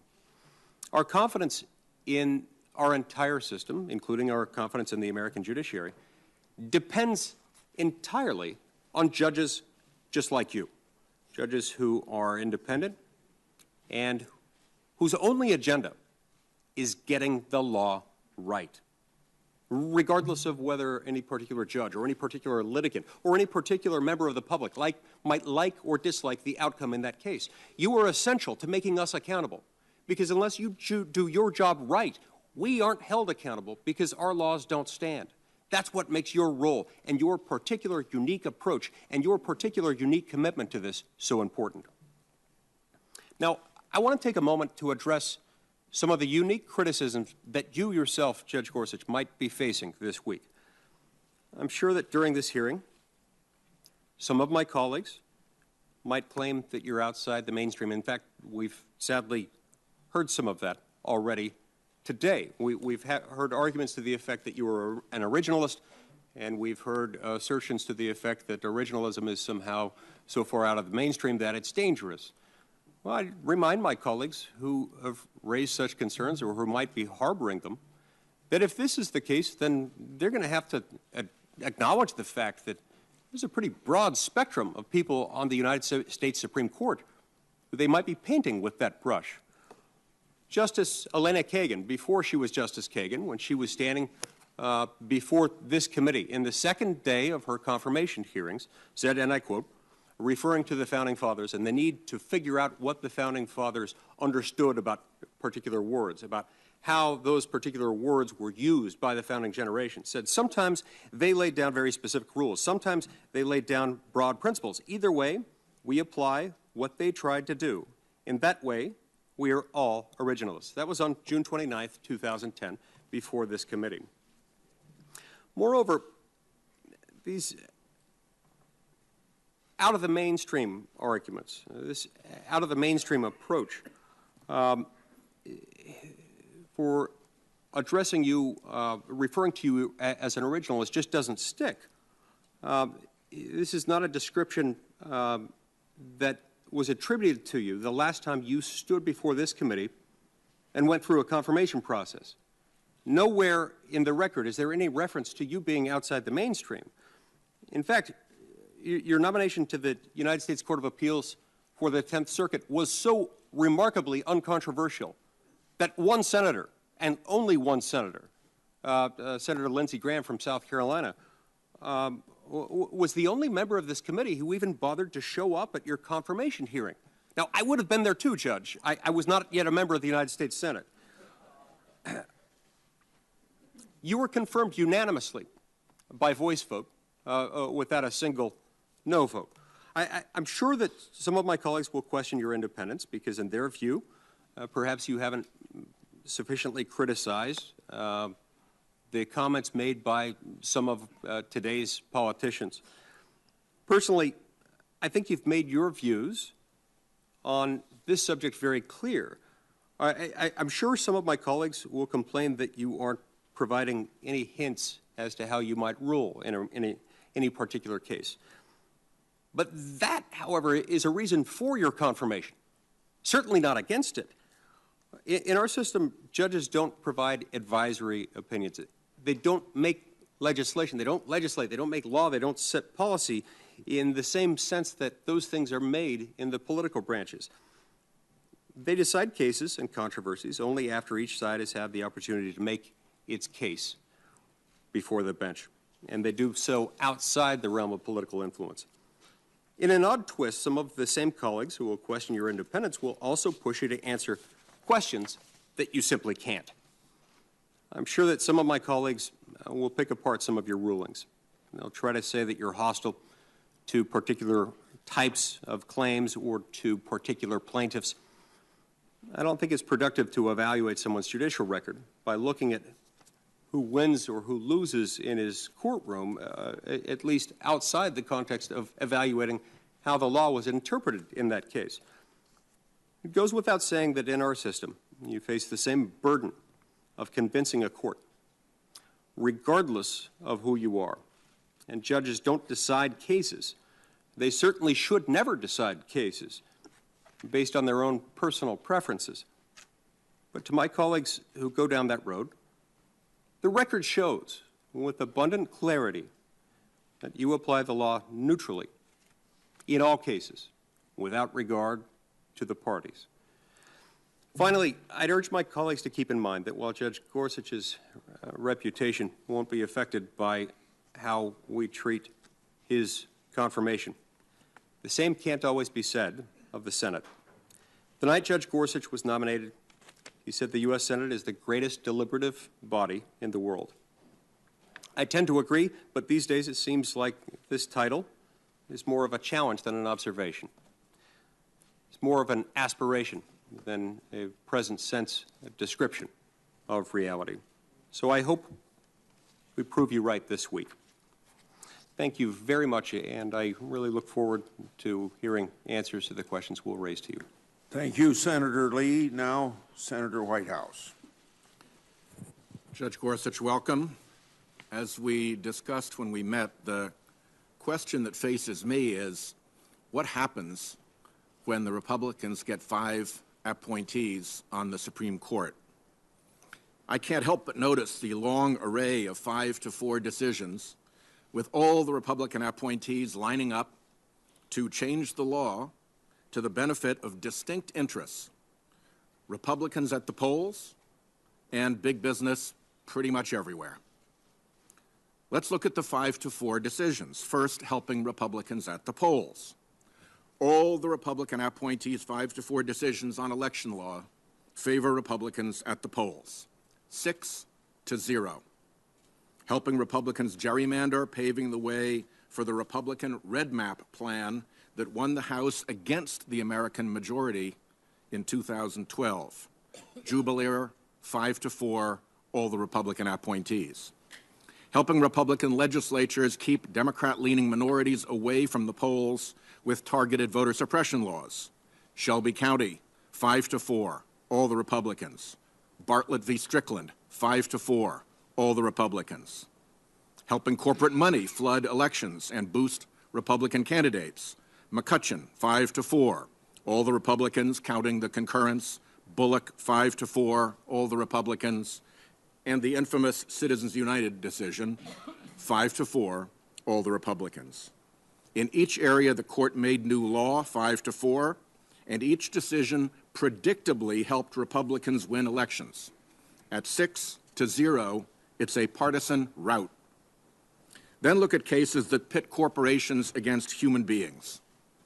All the 5-4 Republican appointee decisions line up to help corporations against humans. Citizens United and the political money decisions should again count here. All 3 of them 5-4, all the Republicans. Then come decisions that protect corporations who've harmed their employees. In pay discrimination, Ledbetter, 5-4, all the Republicans. In age discrimination, Gross, 5-4, all the Republicans. In harassment cases, Vance, 5-4, all the Republicans. In anti-retaliation cases, Nassar, yep, you guessed it, 5-4, all Republicans. Then there are the decisions that protect corporations from class action lawsuits. Walmart v. Dukes, 5-4, and Comcast, 5-4, both all Republicans. Then there are decisions that help corporations steer customers away from juries and into corporate-friendly mandatory arbitration. Concepcion and Italian Colors Restaurant, both 5-4, both all Republicans. The Iqbal decision, 5-4, all Republicans, helped bar the courthouse door for all types of plaintiffs. All of this helps keep corporations away from juries. the one element of government hardest for corporations to control. Indeed, as you know, tampering with a jury is a crime. The court also helps big business against unions. Harris v. Quinn, 5-4, all Republicans. Last year, Friedrichs was teed up as a 5-4 body blow against unions when Justice Scalia died.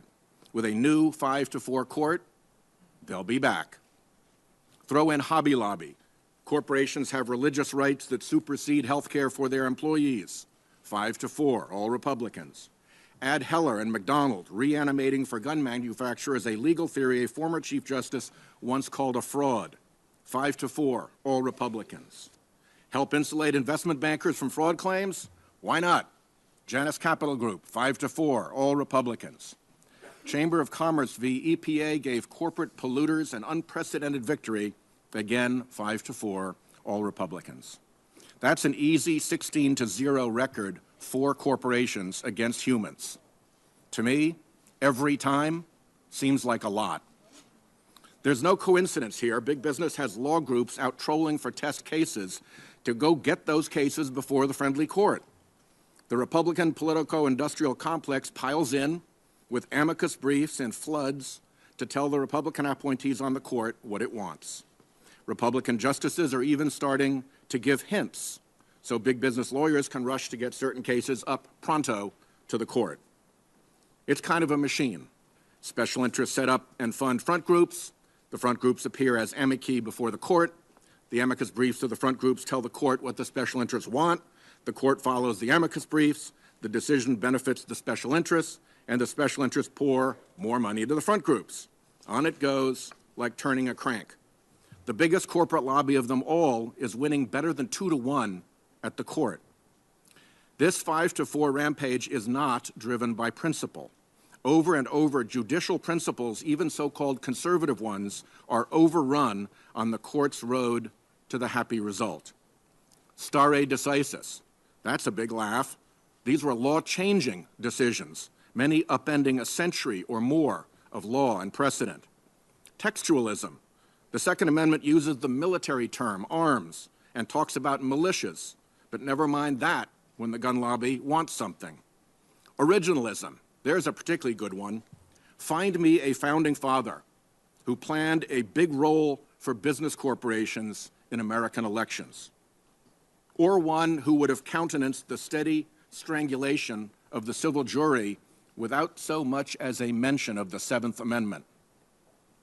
The Citizens United majority even fiddled with court procedure to get to the decision it wanted to deliver, dodging its way around a record that would have belied their findings of fact, setting aside that their findings of fact were factually preposterous, as events have shown, and that appellate courts are not even supposed to make findings of fact. It's not just us who notice. Top writers and scholars describe the Roberts Court as essentially a delivery service. Jeffrey Toobin wrote in 2009, even more than Scalia, Chief Justice Roberts has served the interests and reflected the values of the contemporary Republican Party.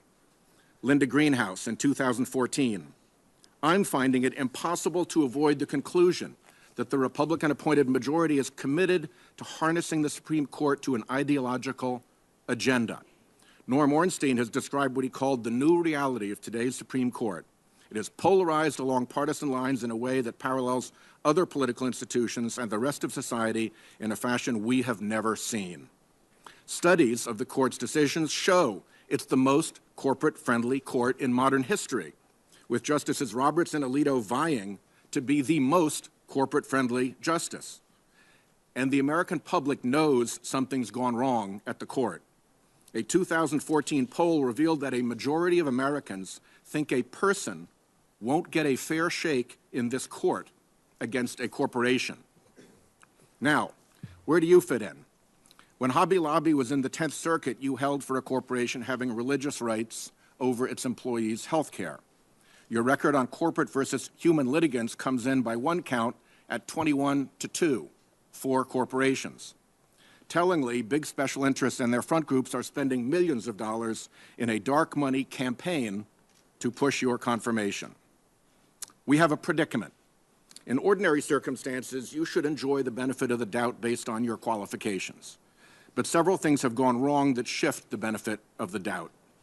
One, Justice Roberts sat in that very seat, told us he'd just call balls and strikes, and then led his 5-person Republican majority on that activist 5-4 political shopping spree. Once burned, twice shy. Confirmation etiquette has been unhinged from the truth. 2, Republican senators denied any semblance of due legislative process to our last nominee, one, I would say, even more qualified than you, and that's saying something. Why go through the unprecedented political trouble to deny so qualified a judge even a hearing if you don't expect something more amenable to come down the pike? Those political expectations also color the benefit of the doubt.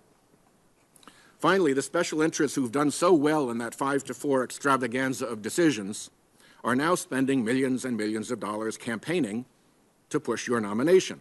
They obviously think you will be worth their money. These special interests also supported the Republican majority keeping this seat open. I'm afraid that all costs whoever now sits in that seat the benefit of the doubt to answer this question. Will you saddle up with the other Republican appointees and launch the court 5-4 again on another massive special interest and Republican election spree? I hope, whatever we may disagree about on this committee, we can at least agree that we can't have a court where litigants in these 5-4 decisions can predict how they'll do based on who they are. Because here's what it looks like now. If they're big Republican election interests, they'll win every time. If they're corporations against a human being, they will win every time.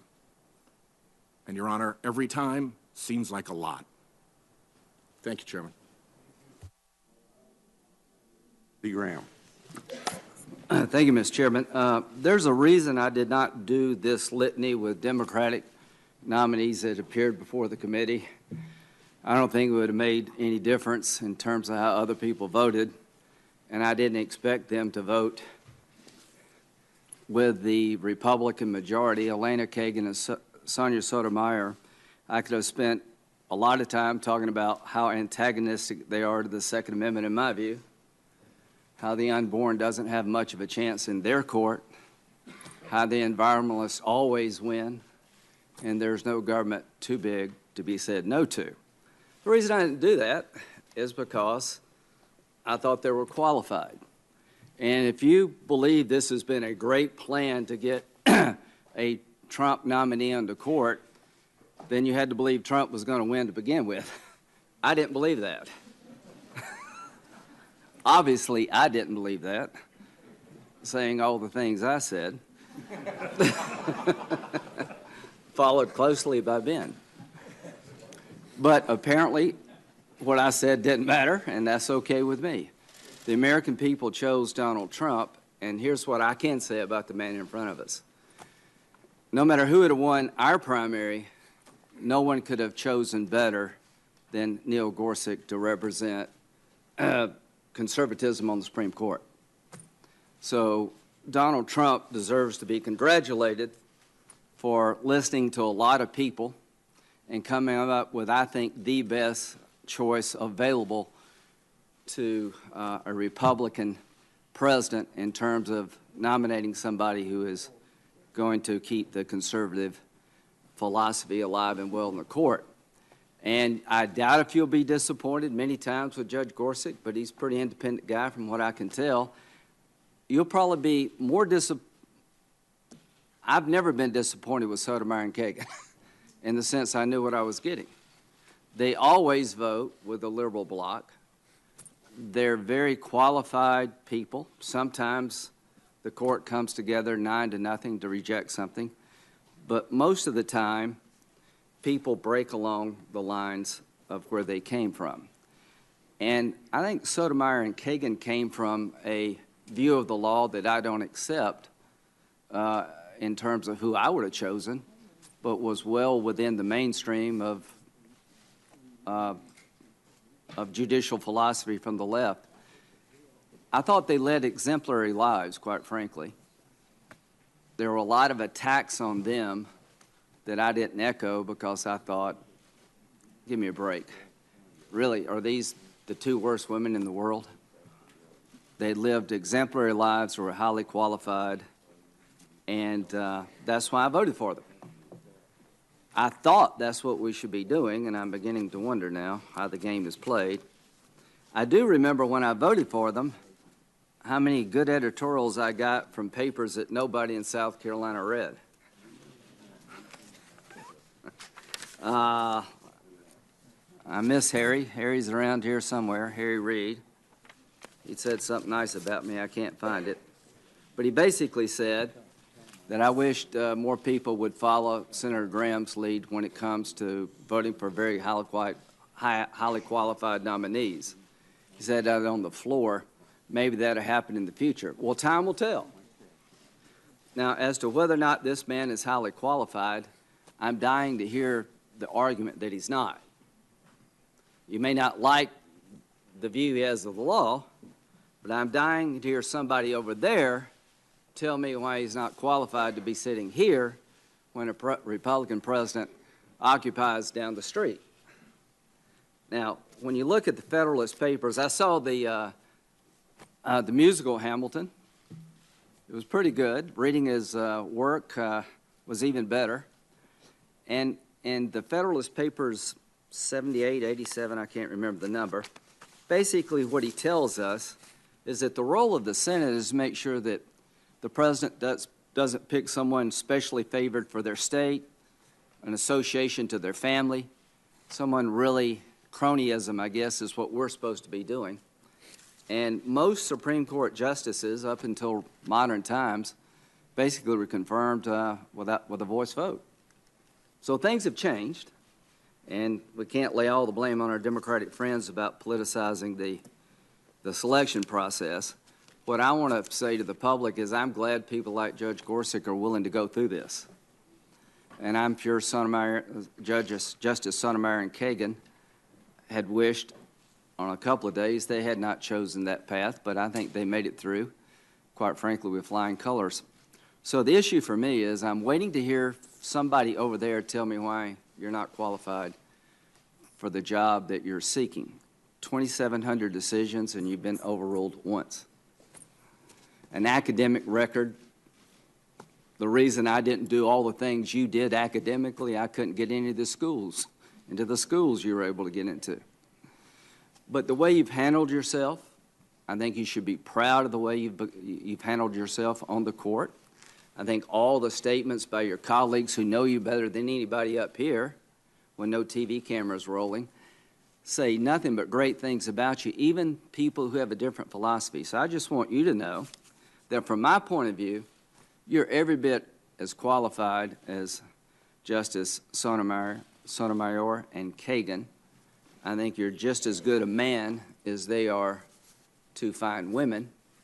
And over the course of the next couple of days, the American people are going to get to understand who you are and within limits your judicial philosophy. They're going to want you to decide every case they don't like here, and you'll have to say no. And there's a reason I didn't ask Justice Sotomayor and Kagan to give me an opinion as to what they would do when they got on the court, because I knew they wouldn't tell me that. Didn't really feel comfortable asking them that. As to Justice Garland, the one thing I can say for sure is that when Justice Scalia passed on February the 13th, we'd already had 3 primaries on the Republican side, and the campaign was in full swing on the Democratic side. I thought long and hard about that. Are we doing something unfair here by not allowing the current president to nominate somebody and fill a vacancy in the last year of their presidency after the political process had started? So when I started looking around at what other people thought, here's what Joe Biden thought in '92. If someone steps down, I'd highly recommend the president not name someone and not send up a name up. If Bush did send someone up, I would ask the Senate seriously consider not having a hearing on that nominee. It would be a pragmatic conclusion that once the political season is underway, and it is, Action on Supreme Court nominations must be put off until after the election campaign is over. That's what my friend Joe said in 1992. The bottom line here is I have no doubt in my mind if the shoe were on the other foot, the other side would have delayed the confirmation process until the next president were elected. In 100 years, when we've had the president of one party in power and the Senate in the hands of another party, I think we have one person confirmed in the last year of a term. So I don't feel like any injustice has been done anybody here.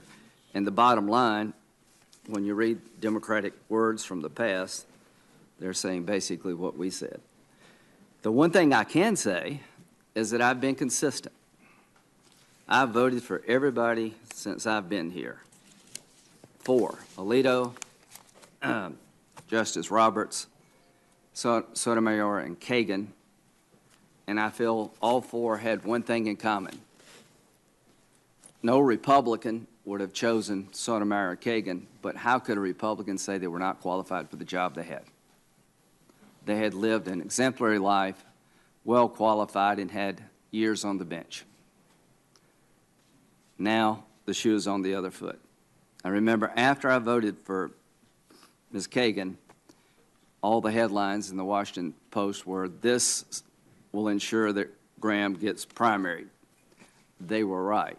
That's not the only reason to my primary opponents, but that was the main reason. And I made it through just fine. And I don't know how we got here as a nation. Scalia had 98-0. Ginsburg, I think, was 96-3. What happened between now and then? How did we go from being able to understand that Scalia was a well-qualified conservative and Ginsburg was a well-qualified liberal and recognized that elections mattered? I don't know how we got there, but here's what I hope, that we turn around and go back to where we were, because what we're doing is going to destroy the judiciary over time. Thank you, Senator Graham. Now, Senator Klobuchar. Thank you, Mr. Chairman. Welcome, Judge. We've already met once before in my office, and all of us on the Judiciary Committee are looking forward to hearing from you, and welcome to your family as well. This committee has no greater responsibility than the one before us today. Our Constitution, our laws, and our values all depend on a Supreme Court that is impartial, fair, and just. Your nomination comes before us during an unprecedented time in our country's history. We are witnessing a singular moment of constitutional and democratic unease. In recent months, foundational elements of our democracy, including the rule of law, have been questioned, challenged, and even undermined. So I cannot evaluate your credentials in the comfort of a legal cocoon. Instead, I must look at your views and record in the real world of America today. You see, you come before us this afternoon, not only as a nominee sitting at a table alone with your friends and family behind you, but in the context of the era in which we live. From the highest levels of government, we have heard relentless criticisms of journalists. 17 intelligence agencies have confirmed that Russia, an autocratic foreign government, attempted to influence our most recent election. At the same time, voting rights in the U.S. have been stripped from far too many, while dark money in extraordinary sums, adding up to an estimated $800 million in just 6 years, continues to have an outsized influence in our politics, distorting our representative democracy. Just last month, we saw the President of the United States refer to a man appointed to the federal bench by President George W. Bush as a so-called judge. And we have sadly seen hate unleashed towards religious minorities, from Jews to Muslims, venom directed at innocent Americans, from kids in restaurants being told to go back to where they came from, to a man gunned down while washing his car in his driveway. The pillars of our democracy and our Constitution are at risk. You are not the cause of these challenges, Judge, these challenges to our democracy. But if confirmed, you would play a critical role in dealing with them. This is a serious moment in our nation's history, and as representatives of the American people, it is our duty up here to determine if you will uphold the motto on the Supreme Court building itself: to help all Americans achieve equal justice under law. Before I was elected to the Senate, I spent 8 years leading Minnesota's largest prosecutor's office. I've seen firsthand how the law has a real impact that extends far beyond the walls of a courtroom, whether it's crime victims and their families or people who have seen a loved one sent to jail. The decisions made from the bench affect people living right now in the 21st century with 21st century problems. So though the U.S. Constitution and its Bill of Rights were written in the 18th century, though the 14th Amendment's guarantee of equal protection of the laws was written in the 19th century, the decisions made today affect not the lives of our 18th and 19th century ancestors, but of all Americans today. So, Judge, these hearings will not just be about your legal experience. They are about trying to understand what you would actually do on the court. For the law is more than a set of dusty books in the basement stacks of a law library. It's the bedrock of our society. We need to know how you approach the law. After Judge Merrick Garland was nominated to the Supreme Court last year, we often heard about how he is a careful jurist who decides cases on the narrowest possible grounds, who builds consensus across the ideological spectrum, who doesn't inject political considerations into his rulings. We look forward to hearing what your judicial philosophy would be on the court. Looking at your past decisions, I have questions about how you would approach your work. In a speech last year, you spoke about the differences between judges and legislators. You said that while legislators may appeal to their own moral convictions and to claims about social utility to reshape the law as they think it should be in the future, that judges should be none of those things in a democratic society. Judges, you said, should instead strive to apply the law as it is, focusing backward, not forward, and looking to text, structure, and history to decide what a reasonable reader at the time of the events in question would have understood the law to be. I want to understand better those views of the Constitution and how they square with modern-day life. Due process, equal protection of the laws, these are general and sweeping terms, and the Supreme Court, which has the power of judicial review, has the constitutional duty to be the final arbiter of what the Constitution means, rulings that can impact voting rights, civil rights, and the right of people to marry. Many of the issues we face today are ones that this country's founders never considered, and in fact never could have considered because of all the social change and innovation that has taken place. We are no longer dealing with plows, bonnets, and colony debts in England, but instead driverless cars, drones, and cybercrimes. And those were just the topics of the hearings I attended last week. I want to understand how your judicial philosophy, which as you suggest looks backward, not forward, may affect the rights of our fellow citizens. I also want to understand the implications of your views on legal precedent. One example of this occurs in the context of the Chevron doctrine. In stating that courts should generally defer to reasonable interpretations of executive agencies, this 33-year-old case guarantees that the most complex regulatory decisions, ones judges themselves may have little or no expertise to handle, are made by the scientists and professionals best equipped to rise to these challenges. These modern agency decisions include things like rules protecting public safety, requirements against lead-based paint, and clean water protections for our Great Lakes. Last year, in your concurring opinion in Gutierrez v. Lynch, you suggested that Chevron should be overturned.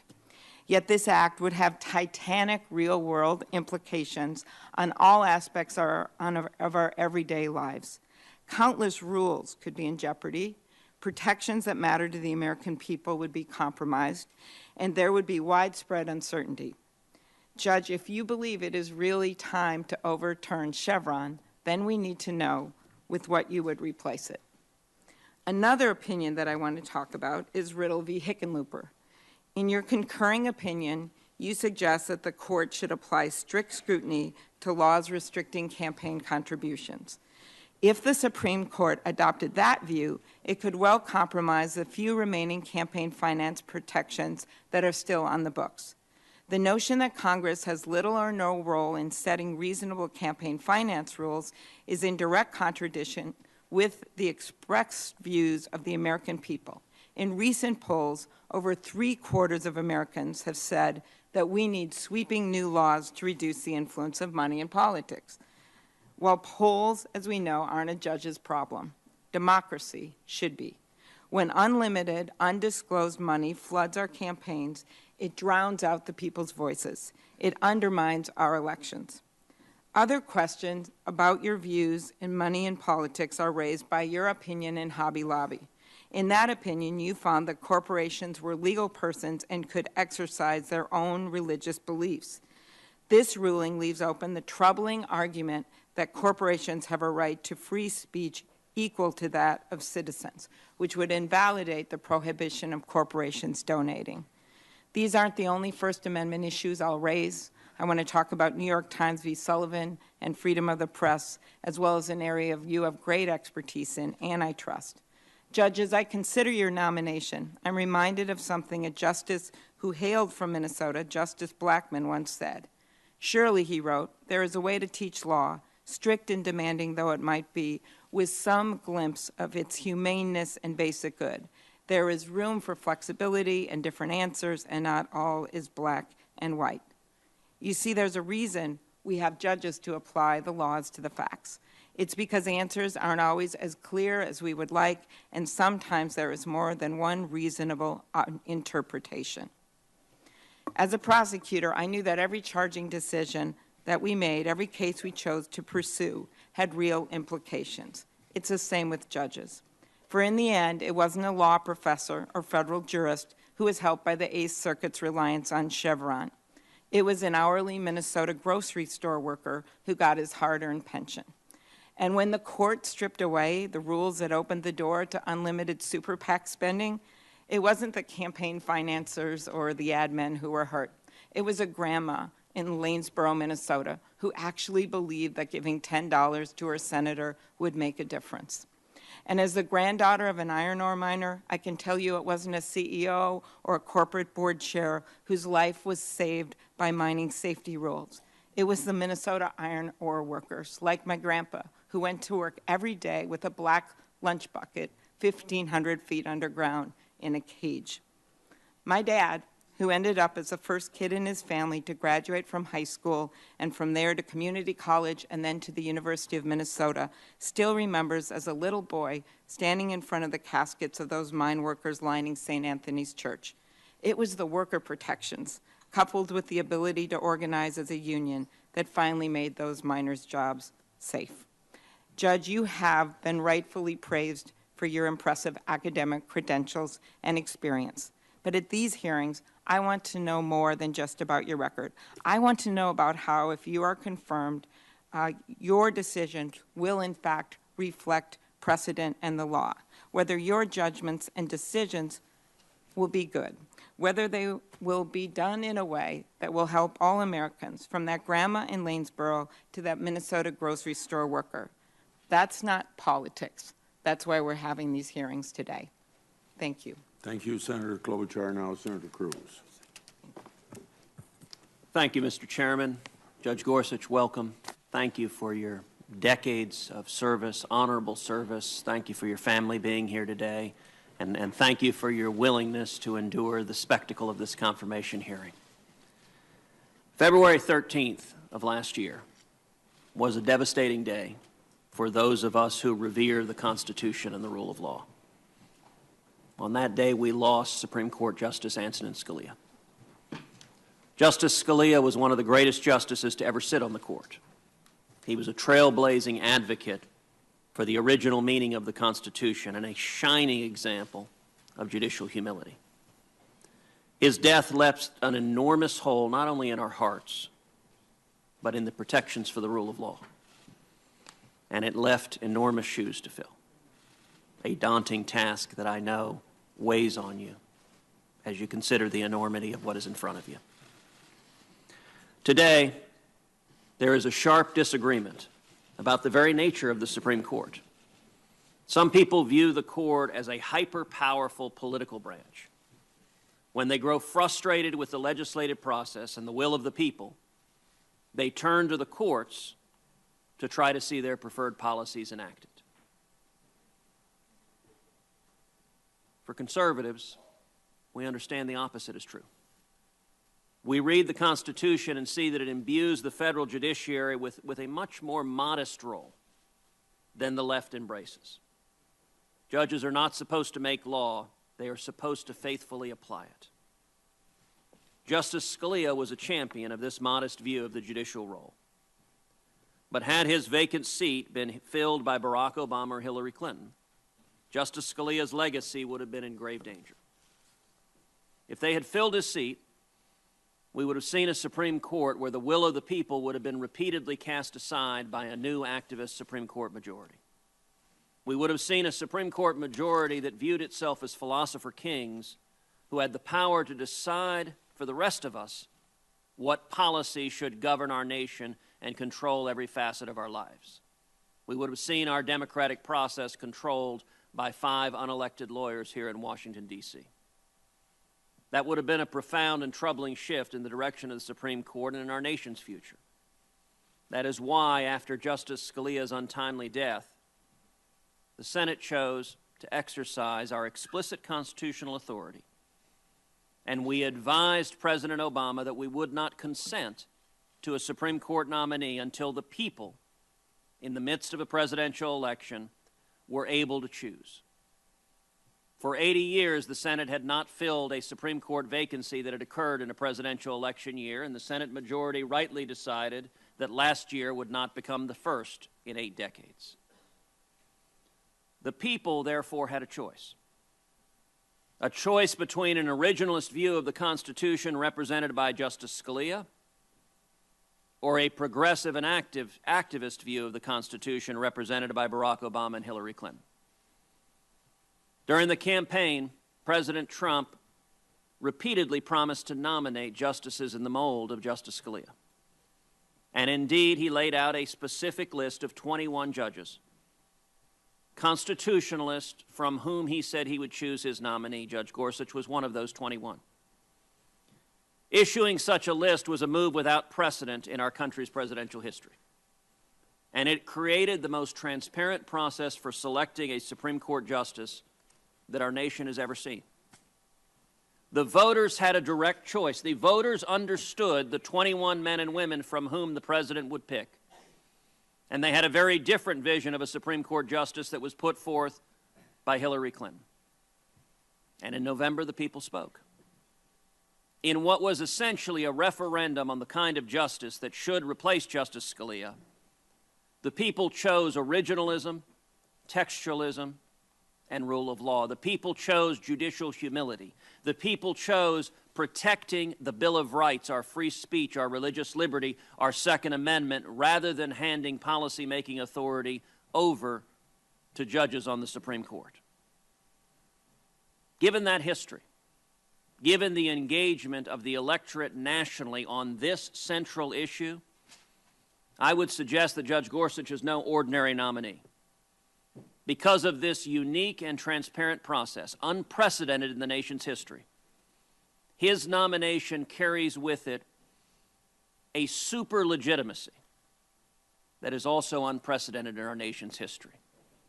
The American people played a very direct role in helping choose this nominee. Like the renowned justice he is set to replace, Judge Gorsuch is brilliant and has an impeccable academic record. His judicial record demonstrates a faithful commitment to the Constitution and the rule of law. He has refused to legislate his own policy preferences from the bench, while recognizing the pivotal role the judiciary plays in defending the fundamental liberties protected in the Bill of Rights.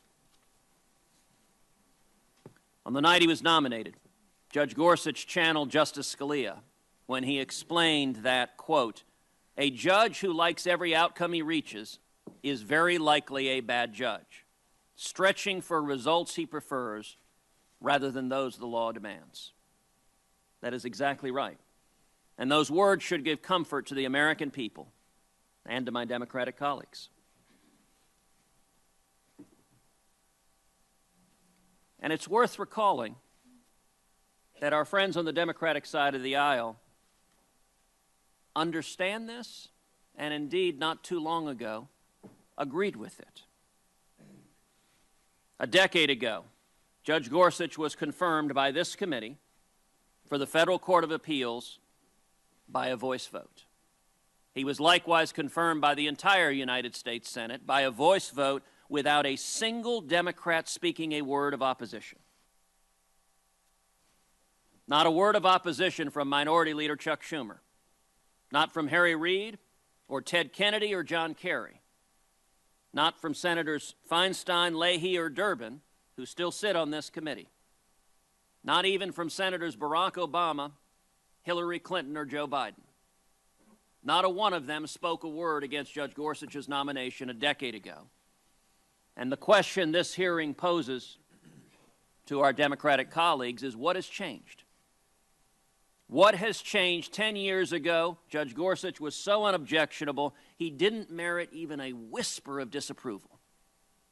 In the decades since, he has had an objectively exemplary record.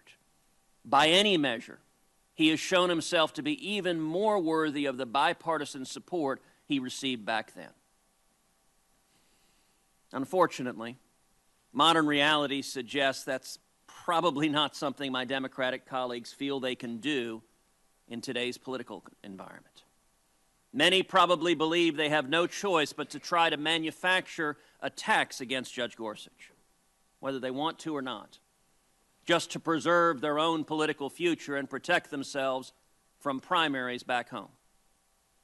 We are seeing some of these baseless attacks already. Most recently, some Democrats have tried to slander Judge Gorsuch as being, quote, against the little guy because he has dared to rule based on the law that Congress has passed, and not on the specific identity of the specific litigants appearing before him. This is absurd. For one thing, many of these same critics have spent the last 8 years attacking the Little Sisters of the Poor, a Catholic charity of nuns, for having the audacity to live according to their deeply held religious beliefs. You really need to take a long look in the mirror if one day you find yourself attacking nuns, attacking the Little Sisters of the Poor, and then the next day you find yourself orating on the need to protect the little guy. A judge's job is not to protect the little guy or the big guy. A judge's job, and a judge swears an oath to uphold the Constitution and to follow the law fairly, impartially, and equally for every litigant, little or big. In the past weeks as well, some of my Democratic colleagues have questioned Judge Gorsuch's independence and suggested that he needs to answer questions about the actions and statements and even the tweets of the president who appointed him. I would ask, was Justice Ginsburg or Justice Breyer asked about the sexual harassment suit that had been filed against President Clinton by Paula Jones? No, neither was asked about that suit. Was Justice Kagan asked about President Obama's incendiary comments at the State of the Union attacking the Supreme Court for a decision he disagreed with? No, of course not. Those questions were not asked because they were inappropriate political questions that have nothing to do with the record of the nominee before this committee. Justice Ginsburg, Justice Breyer, Justice Kagan were not asked those questions, and Judge Gorsuch should not be either. Instead, we should evaluate this nomination on the record, on the merits, and on that ground, I have every confidence that Judge Gorsuch will be confirmed as the next Associate Justice of the Supreme Court. Senator Cruz, now Senator Franken. Thank you, Mr. Chairman. Judge Gorsuch, congratulations on your nomination. You're a man of considerable qualifications and experience, and having reviewed your decisions, I can say that you're a man of strong opinions. But the task before this committee is not to determine whether you are a man of conviction. Rather, it is incumbent upon us to determine whether the views that you espouse and whether your interpretation of the Constitution take proper measure of the challenges the American people face every day. We must determine whether your understanding of our founding document is one that make real its promise of justice and equality to all Americans, black and white, immigrant, Native American, gay, straight, and transgender. We must determine whether your interpretation of our laws and the Constitution will unfairly favor corporate interests over working families or limit the ability of Minnesotans to get their day in court. The justices who sit on the Supreme Court wield enormous power over our daily lives, and so before this committee decides whether to advance your nomination, we have an obligation to fully examine your views on these important issues and to make sure that those views are known to the public. That's really the whole purpose of these hearings, to allow the people of Minnesota, the American people, to meet you, to decide for themselves whether you are qualified to serve. But Judge Gorsuch, having reviewed your decisions and your writings, I have concerns. In the days ahead, I will use this hearing as an opportunity to better understand your views and perhaps to alleviate those concerns. But in order for the hearing to serve its purpose, in order for the public to determine whether you should be confirmed, you must answer the questions this committee poses fully, candidly, and without equivocation. So I hope that's how you will approach our exchanges.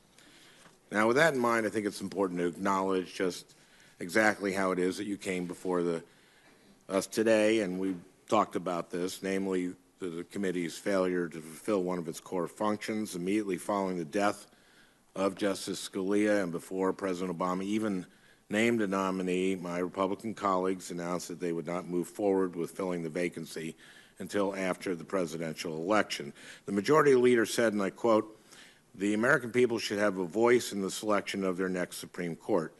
The only problem with the majority leader's reasoning is that the American people did have a voice in this decision twice.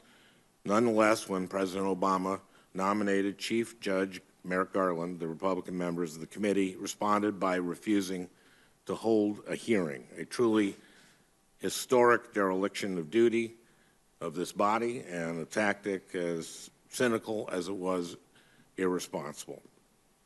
As a result of my Republican colleagues' unprecedented obstructionism, Justice Scalia's seat on the court remained vacant until President Trump was able to name a replacement. Now, during the campaign, then candidate Trump made no secret about what kind of nominee he would select. In fact, he openly discussed his litmus test. He said that he would, quote, "appoint judges very much in the mold of Justice Scalia." During the final presidential debate, then candidate Trump said, quote, "the justices I'm going to appoint will be pro-life. They will have a conservative bent." Now, Justice Scalia was a man of great conviction and, it should be said, a man of great humor. But Justice Scalia embraced a rigid view of our Constitution, a view blind to the equal dignity of LGBT people and hostile to women's reproductive rights, and a view that often refused to acknowledge the lingering animus in laws and policies that perpetuate the racial divide. Judge Gorsuch, while no one can dispute that the late Judge Scalia's love of the Constitution, the document he revered looks very different from the one that I have sworn to support and defend. So it troubles me that at this critical juncture in our nation's history, at this moment when our country is so fixated on things that divide us from one another, that President Trump would pledge to appoint jurists whose views of our founding document seek to reinforce those divisions rather than bridge them. This is an important moment in our history. The public's trust in our government and in the integrity of our institutions is at an all-time low. But that erosion of trust didn't take place overnight, and it didn't happen on its own. The American people's loss of confidence in our public institutions was quickened by the court. A study published in the Minnesota Law Review found that the Roberts Court is more likely to side with business interests than any Supreme Court since World War II. Time and time again, the Roberts Court issued decisions that limit our constituents' ability to participate freely and fairly in our democracy. Decisions like Shelby County, where the court gutted one of our landmark civil rights laws and removed a crucial check on race discrimination at the ballot box. Or like Concepcion, a 5-4 decision that allows corporations to place obstacles between consumers and the courthouse door. Perhaps most egregious of all was Citizens United, which paved the way for individuals and outside groups to spend unlimited sums of money in our elections. It's no surprise that during the 2016 elections, voters from across the ideological spectrum, Democrats and Republicans alike, described our system as rigged. That's because it is. And the Robert Court bears a great deal of responsibility for that. Now, in each one of those 5-4 decisions, Justice Scalia was among the majority. So as this committee sets about the task of evaluating his potential successor, I want to better understand the extent to which you share Justice Scalia's judicial philosophy, and I will be paying close attention to the ways in which your views set you apart. One of the ways in which your views are distinct from Justice Scalia's is in the area of administrative law. Just this past August, you wrote an opinion in which you suggested that it may be time to reevaluate what's known as the Chevron doctrine. Now, in broad strokes, the Chevron doctrine provides that courts should be reluctant to overrule agency experts when they are carrying out their missions, like when the FDA sets safety standards for prescription drugs.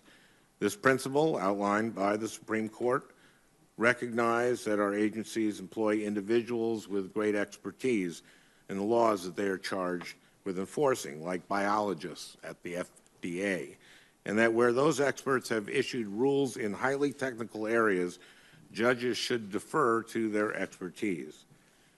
Now, administrative law can be an obscure and sometimes complicated area of the law, but for anyone who cares about clean air or clean water or about the safety of our food and of our medicines, it's incredibly important. And Chevron simply ensures that judges don't discard an agency's expertise without good reason. Justice Scalia recognized this to be true.